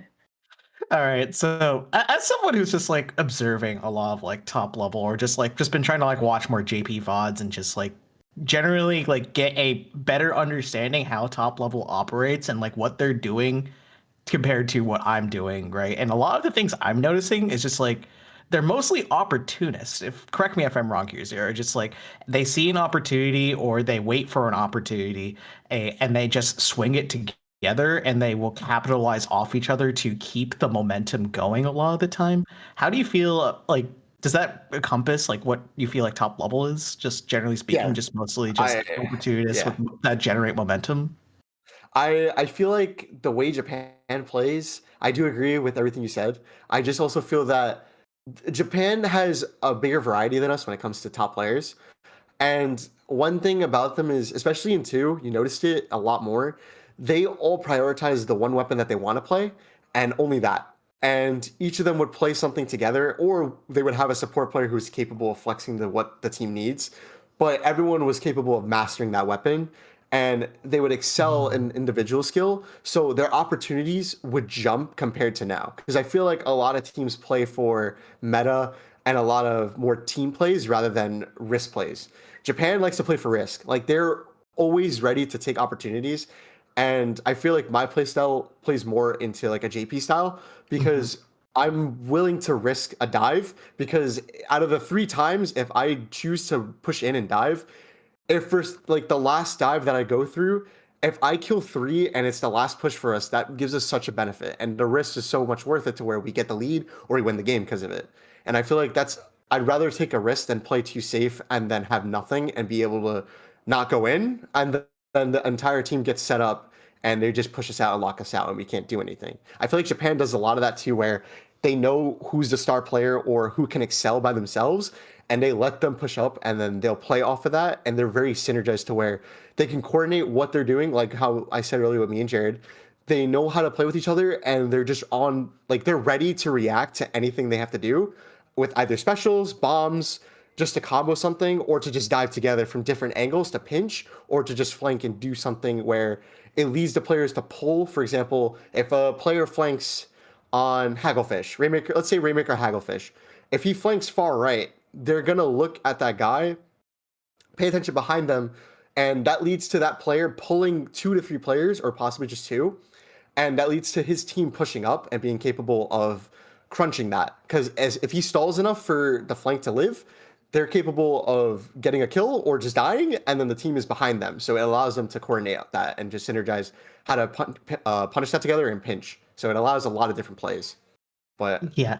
So I guess to like summarize what you're saying, it's just like everyone's just like omega aware of what's everything that's going on, and being able to just recognize immediately through that, like, not like also just mechanics, but like mechanical processing, I guess, just being able to immediately recognize, oh, hey, there's a brush on the bottom right here, and 2 people are going to look at that. What do I do to capitalize off the situation the most and generate that play off that distraction that was there, and that basically kind of snowballs into a lot of opportunities that allow your team to potentially win the game. Yeah, I do think that's why, like, having a shot caller is very good, or having all the team players being aware. This is something that I also used to help, especially when I was coaching teams, like last year, and coaching individual players. Watching games specifically and looking back at your own games, it allows you to see what you're doing wrong that you didn't see in the moment, and same goes for your teammates. So I feel like it's more of a huge awareness thing, where if you're capable to be aware of immediately everything on the map and go off that, for example, how many specials the team has from both sides, who's alive, who's dead, what the penalty is, and then you basically think of what's going to happen immediately and what you can do off that. And I feel like having that awareness is so strong, because like you said, if a brush is bottom right and you see that, if he's bottom right and doing nothing and he's just trying to pull, if the shot caller on my team, for example, me on Bet, if I tell Bet that there's a brush bottom right, ignore him and dive the front because, for example, their pen is dead, there's only 2 people in front, so I can punish that with a 4v2. Now, if we have tower control and we move the tower, we kill the 2 guys in front because we decided to do that play, we know the brush is behind and we know pen is on respawn. So you immediately have resources to think on what to do. And like a queue of events. Yeah, it just leads to everything. So I think having that kind of knowledge and experience really does make a big difference. And you just help the team a lot on what to do, because a lot of players don't make shot calls like that. So it does show them how to do it as well.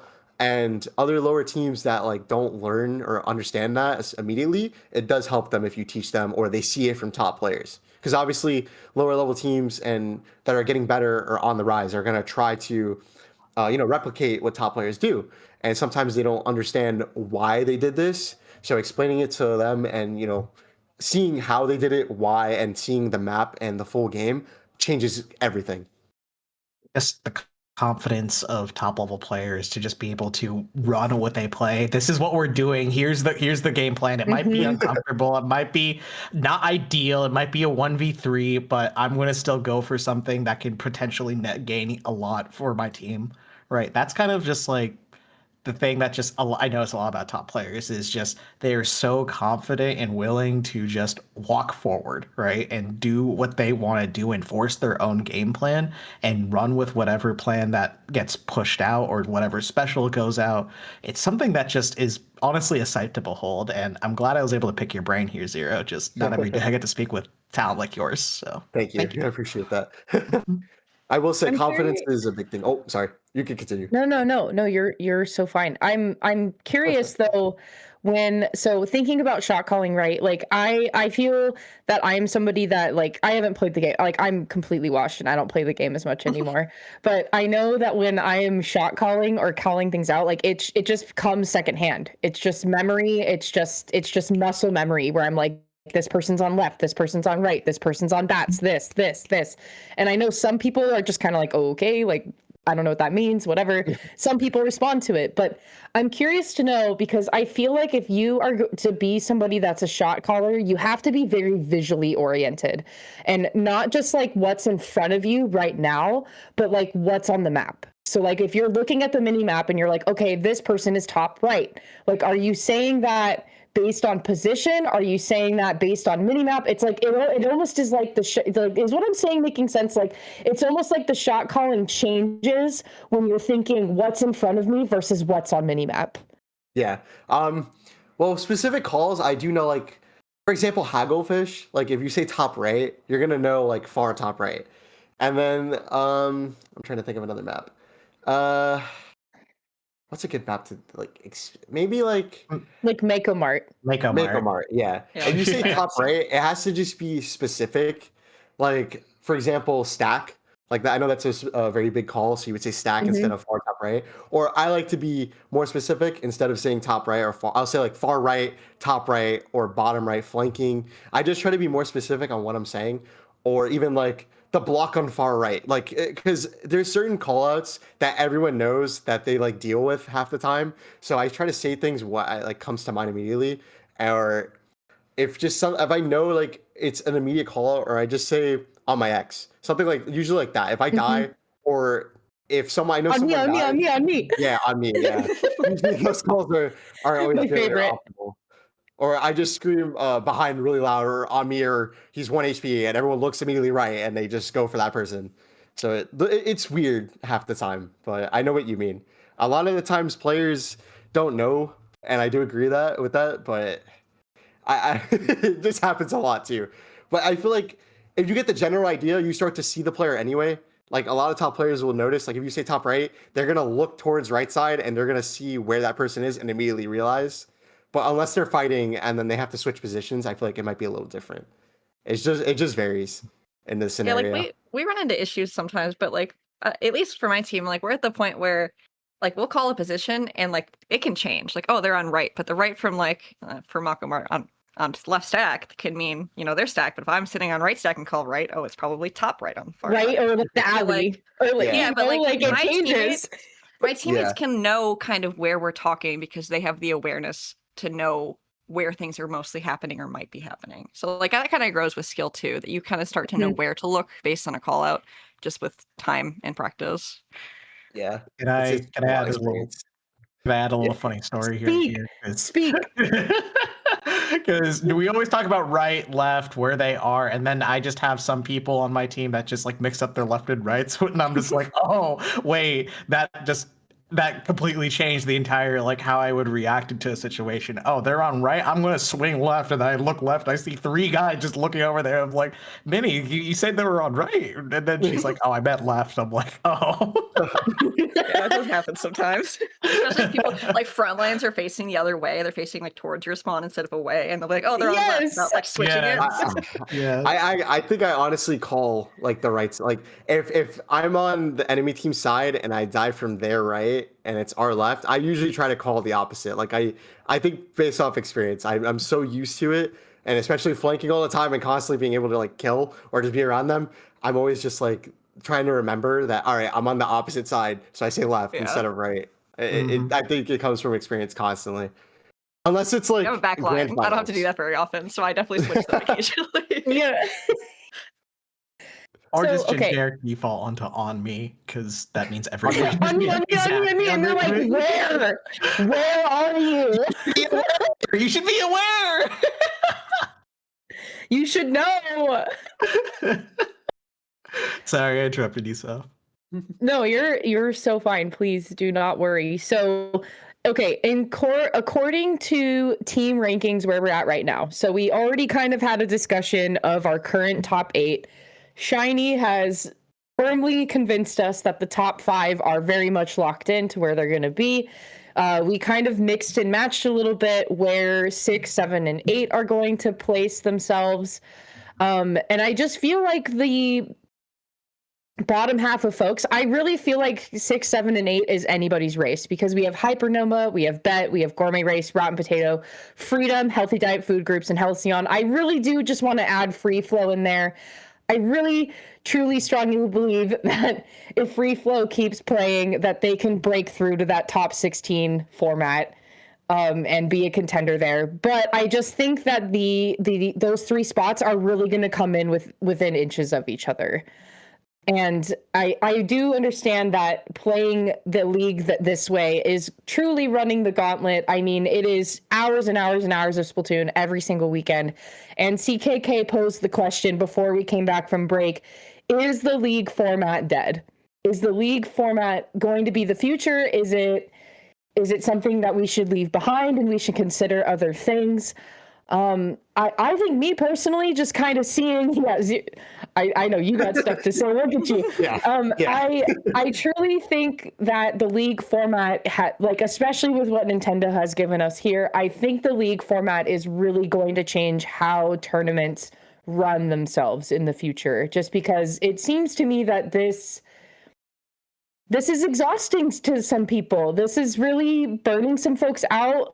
We might see a little bit of an exodus from top level because this is a lot. This is a lot to ask of people. So I guess I kind of want to change the discussion to talking about league format and talking about what would the future of tournament format look like to some people.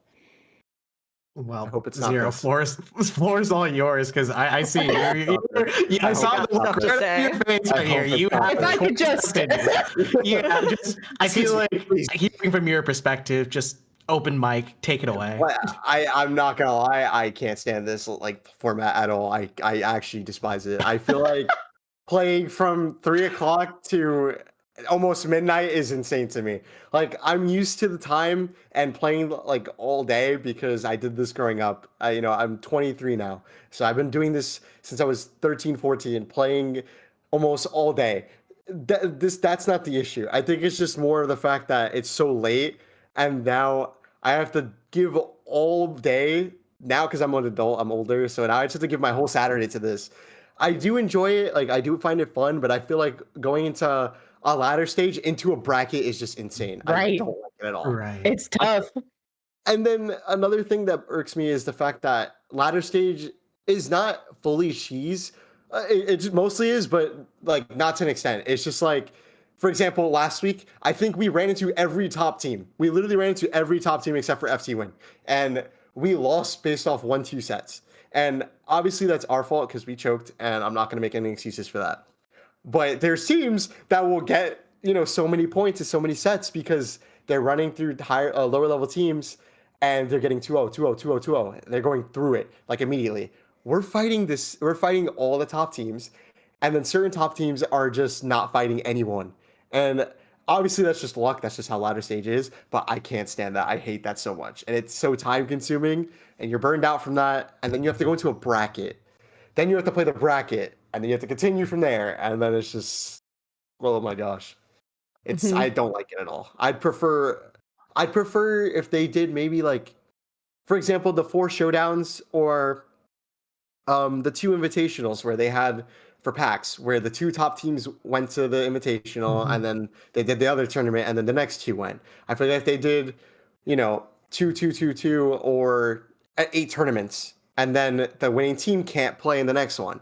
So each team plays and then they win. And then from there, you have your winners for playoffs, and then you go from there. I understand they wanted a league, but I don't like this format at all. I don't. I disagree with it, sadly. Yeah. I think league is, like a format like Nintendo's is maybe not the best, but I think like league formats are not a terrible idea. Like we run Ludi all the time, and that's a league. And some people get burned out by the end because it is a long league, but Or by week 1. yeah, or by week 1. But it's like I think a bigger problem is both the fact that the ladder and the bracket are run on the same day. So people who make top 8 obviously are playing for so long. And for 2, it's a long league, but there's like no sub rules. Like I misread the rules the first time I read through it, and to me it sounded like as long as you had a core 3 from your team, you could have a 4th sub. I did not realize that was only until week 3, and that made it a lot harder for at least my team to continue to play the whole time because we have availability issues. So a lot of teams now can't play because they have to go under a different name after week 3 because they can't play with the 5 people listed in their original roster. That I think if we split the bracket into a separate day, or do like the kind of waterfall format where if you qualify by top 1, 2, or 3, you don't have to play in the next one. It would be much more manageable for most people. I agree. I can't stand the fact that it's only a core 3. I feel like a core 4 and then you have a sub, or at least 2 subs. But I guess because they're doing prizes and stuff, they don't want to have too many people on each roster. Yeah, it makes And sense. but either way, I feel like having a core 4 would have been better because it makes it easier for every tournament, because then you have all the 4 players on the roster, and then if someone's not there, someone else subs, and then you still have the same team. So no matter what, you'll be set. But having 3 makes it so difficult. I also think if they did, which would have probably been better, maybe, if they did a ladder on Saturday and then top cut Sunday. That probably would have been nice, because that also allows rest period. Rest period. Everyone gets to practice, think things out, see who you're playing tomorrow, and then tomorrow you play, and then it's a refresher, and then you have the bracket. So it's not going to be too long. It would be about what, 3 hours, right? That's not bad on the only issue you run into with that is like you'll get top 8 teams that suddenly can't play on Sunday. So like now they don't have, the teams they wanted to stream can't play. Like it's its own problem. I would think it would be better to split them, but I see why they didn't potentially. It just seems like it's a ginormous stamina test. Like people talk about low ink being a giant stamina test, and then I look at this and I'm just. But low ink is 2 days. That's the thing. Low ink is 2 days. Yeah, low ink is 2 days. You get like your group stages out in the game, and like you play like what, 6 sets? Is that correct? 6 sets. Yeah. You play 6 sets, usually 6 sets, and then like you have your brackets set up there for day 2, and then like depending on how far you go, if you want to go the whole mile, then things get over there. Here, it just feels like everything's on the same day, and you're just mentally and like, I guess also emotionally stacked as well, because sometimes you just like get out of a set and then you just realize, wait, that was like really rough. You mentioned to going in like 1-2 against like FT win, or like 2-1 against like some of the other top team 0.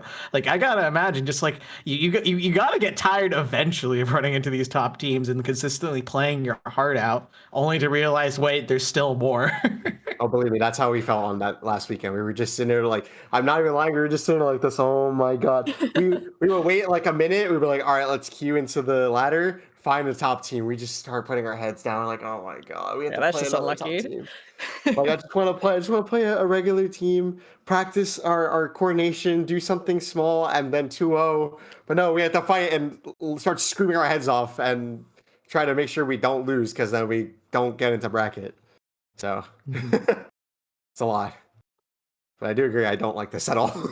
Okay, question here. So you talk about how the Nintendo League format's like very exhausting and but like how do you feel about Ludi instead? Like, do you think Ludi still has its like place here as well with its league format, and like how much excitement it brings, or is it something that like from your level perspective is not really how do I say it, worth it as well? Just I'm curious to pick your brain about that.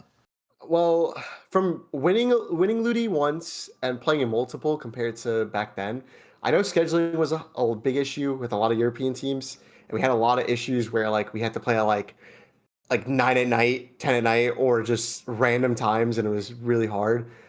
Me personally, I like Ludi. I feel like it was such a big part of me developing into the player I was, because I was so fixated on proving myself.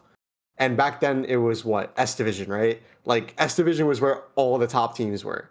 And it's very different to now, where all the top players don't have time for Ludi or want to play. And it's very time consuming. So I feel like, me personally, as a top player, I wouldn't do it as like, let's say I was on Starburst again, right? I feel like I wouldn't play with Starburst for that, because I feel like it wouldn't be fair. I don't think we're going to have immediate competition to where the pickups are going to be as strong.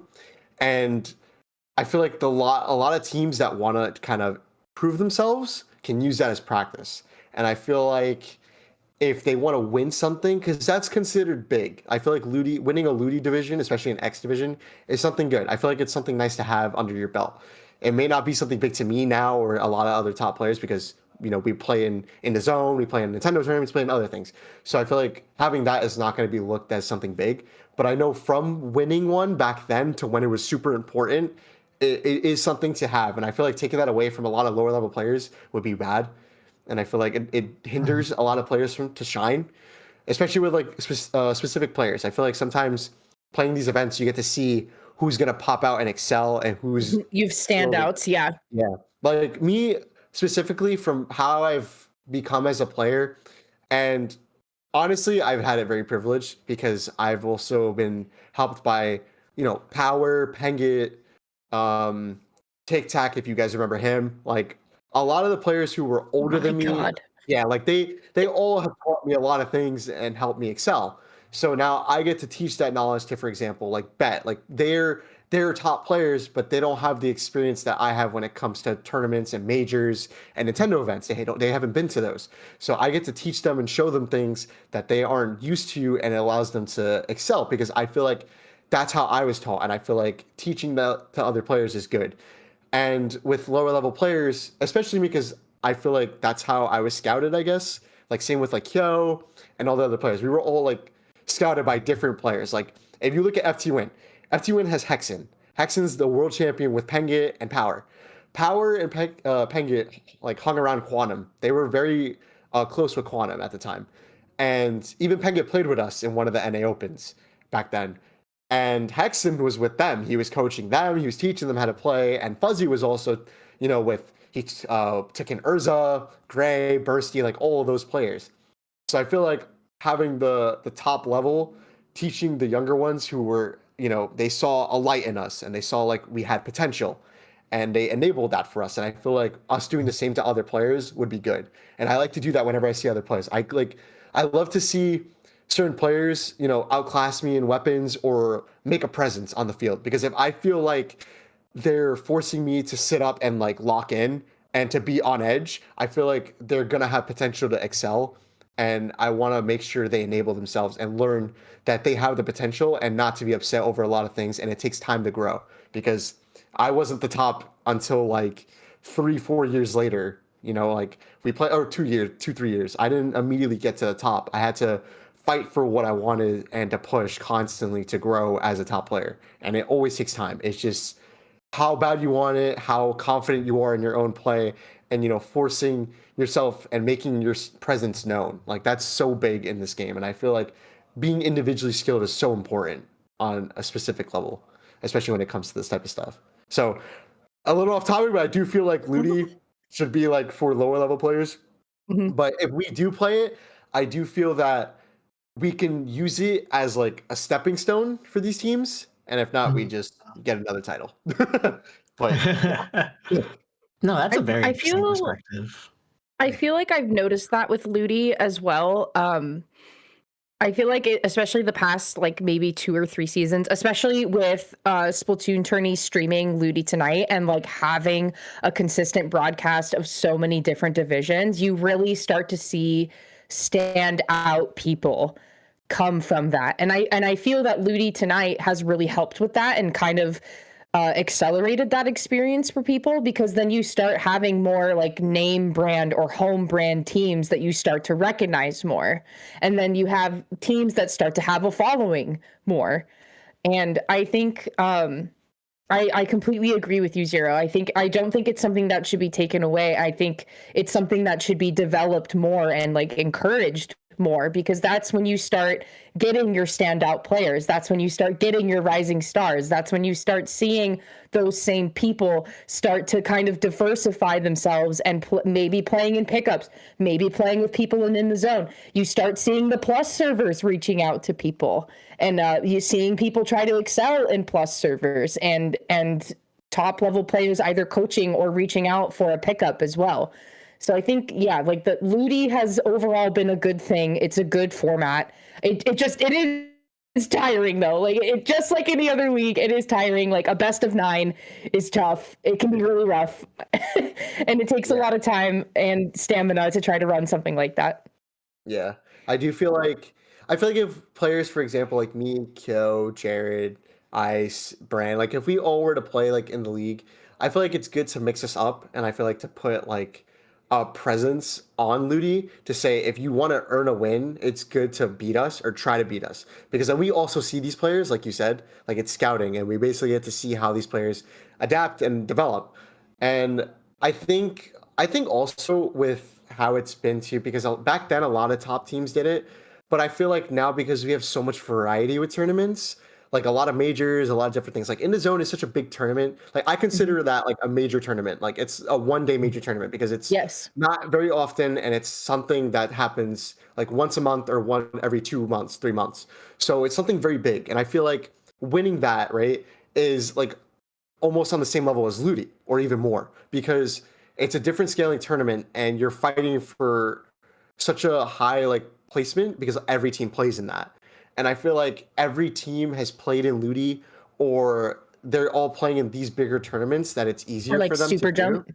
Yeah, like Super Jump as well. Like everyone wants to play in that. And I feel like instead of just playing Ludi, we're gonna go play those instead. So it's not something that is negative towards Ludi. It's just there's such a big variety now.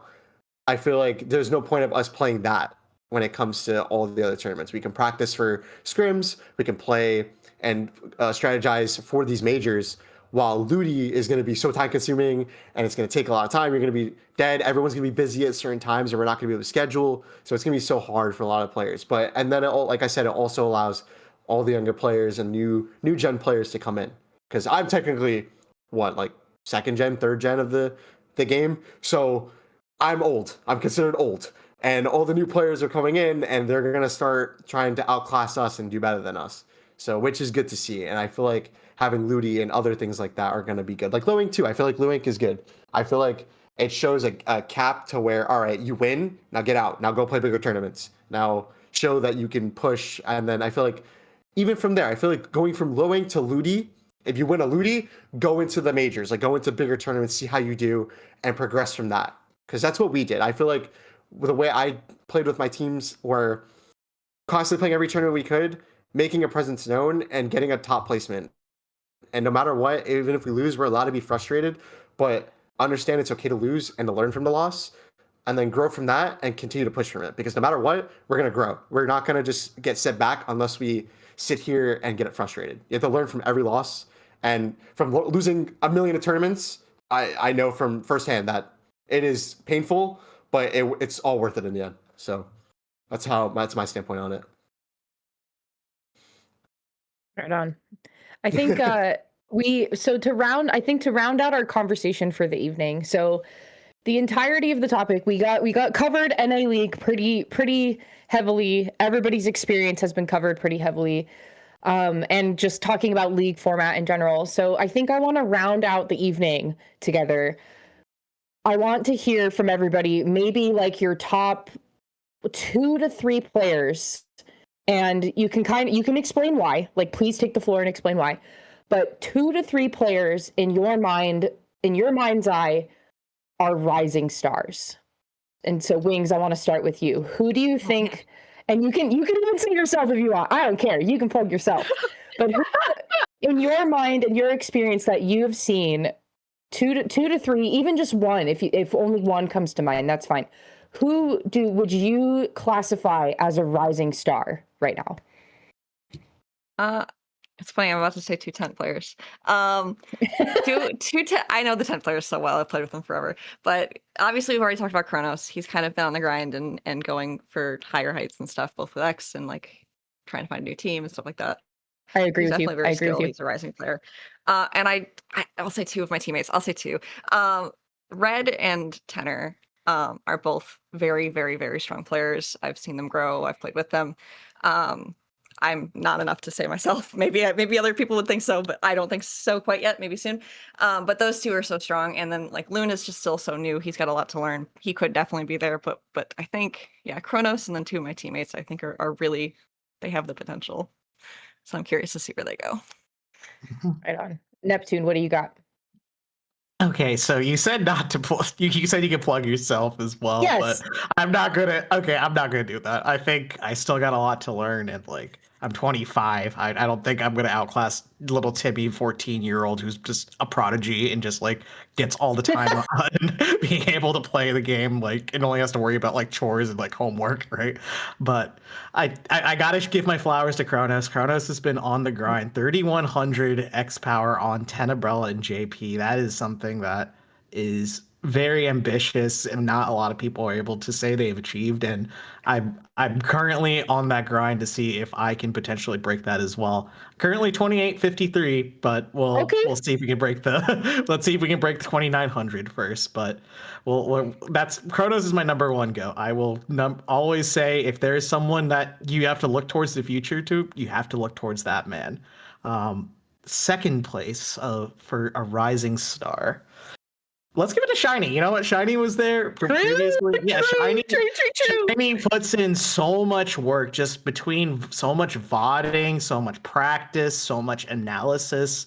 Just it's one of the most infectious mindsets I think I have ever seen for a player who really wants that end goal. They really want that status of top player that is known for being a threat and a menace to society right there. And they've displayed it to me multiple times, just whether playing against them or with them, just consistently that Shiny's proven themselves multiple times, not only at LANs, but at these bigger events like the Nintendo League as well. And third place, I can't think of a third person in mind at the moment right now, but I think I'll just put my cap right there and just say Kronos and Shiny. I will put my 2 stocks into you, and I will try to catch up. No promises. I've marked my rising players as around +3 level, but if we're talking like top level, I definitely would say like any of Free Flow or Go are very much right there. Yeah, I'm curious to see who fills in those spots from when people quote unquote retire, as everybody's alluding to. So I'm sorry, we're sucking all the life out of them with the NA League. We need entertainment, folks. Sorry, Zero. Yeah, don't worry. I hear from all of them. We're all talking about like just I can't take this anymore. Yeah. All right. Is it my turn now? I think. Yeah. All right. What are your thoughts? Yeah. So okay. Well, I don't count. I'm not a rising player. I've been here forever. First, I really do think that kid. I feel like that kid. Yes. Yes, that was one of mine. Yeah. That was one of mine. Yes. Yeah. I feel like because I've played against him for so long that now he's capable of winning. He's won one of the weeks. He beat us, and they're holding such a strong presence in the league. And I feel like he's gotten so much better compared to like 2 years ago and a year ago. So I feel like he's going to be one of those players that are going to be on our level when it came to top player status.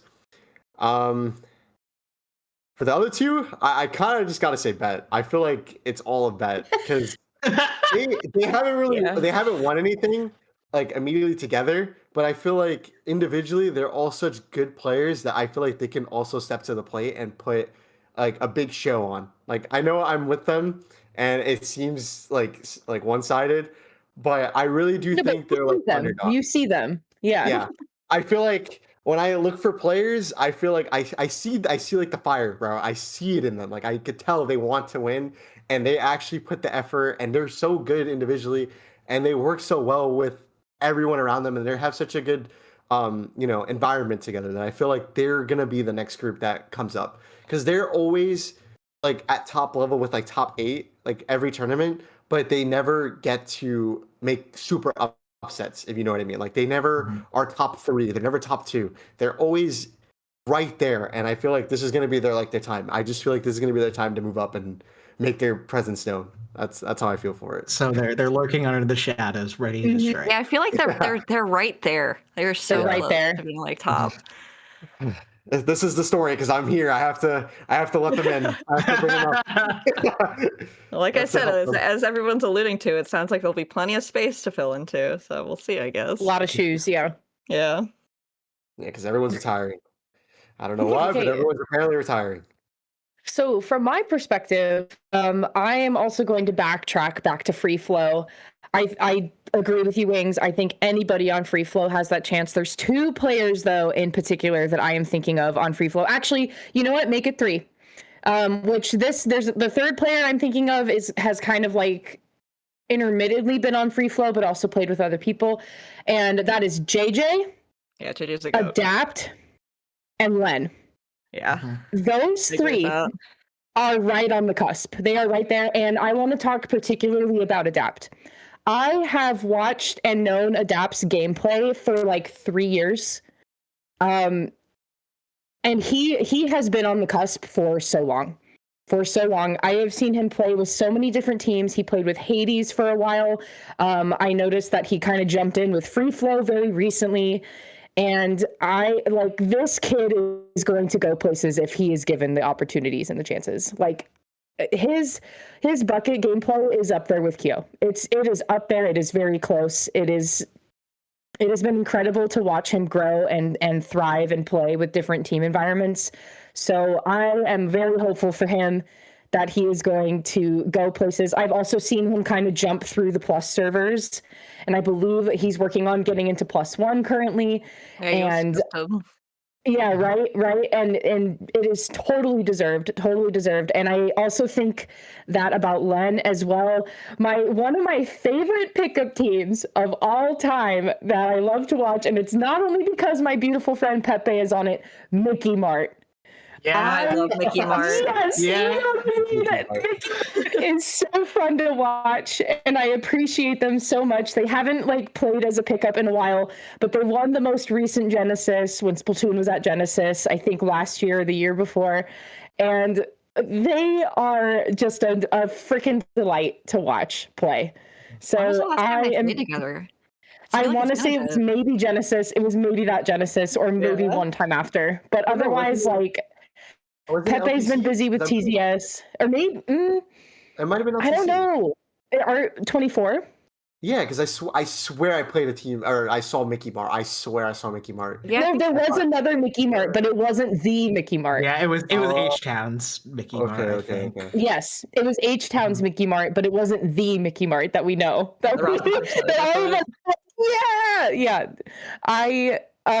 Yes, I really like that pickup team. It's one of my favorites out there. I appreciate them so much. But yes, I think those three for me, and there's plenty of other people I think that are rising stars. Like, don't get me wrong. It's just those three in particular just really come to mind with their craft and what they have done in this scene in like the past couple of years. And it's true. There are going to be potentially, allegedly, so many shoes to fill after this league is over. And maybe it's retirement for some people. Maybe it's just taking a very long hiatus and a break and then coming back after a while. Who knows? Either way, there's going to be some spots to fill and some people to rise to the top and kind of become the new benchmark for people to try to reach. And as Shiny was saying, I think we're in a really good time with Splatoon right now, and I think that piece of it really adds to it. It's really going to add to the rest of our game. It's really going to add to the tail end, maybe alleged tail end of Splatoon 3, maybe going into another installment of the game. I think that clearing some spots at the top is really going to add to how we see the life of this game pan out in the future. So I appreciate you guys giving me your thoughts. Thank you so much. Also, shout out to Kronos. My God. Oh my gosh. My sea battle goat. I love that. Oh, I have a story I can share. Maybe after, not appropriate for the mic. Probably not. But you know what? I think at this point we've reached our time. I feel like we've exhausted our topics. We've beaten the horse.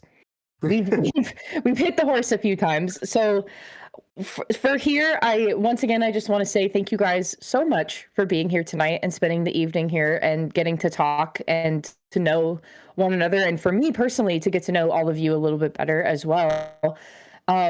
So from here on out, maybe let's put some plugs in there if you'd like to plug yourself. Neptune, I want to start with you. Where are you at? Where can people find you? Let us know about you.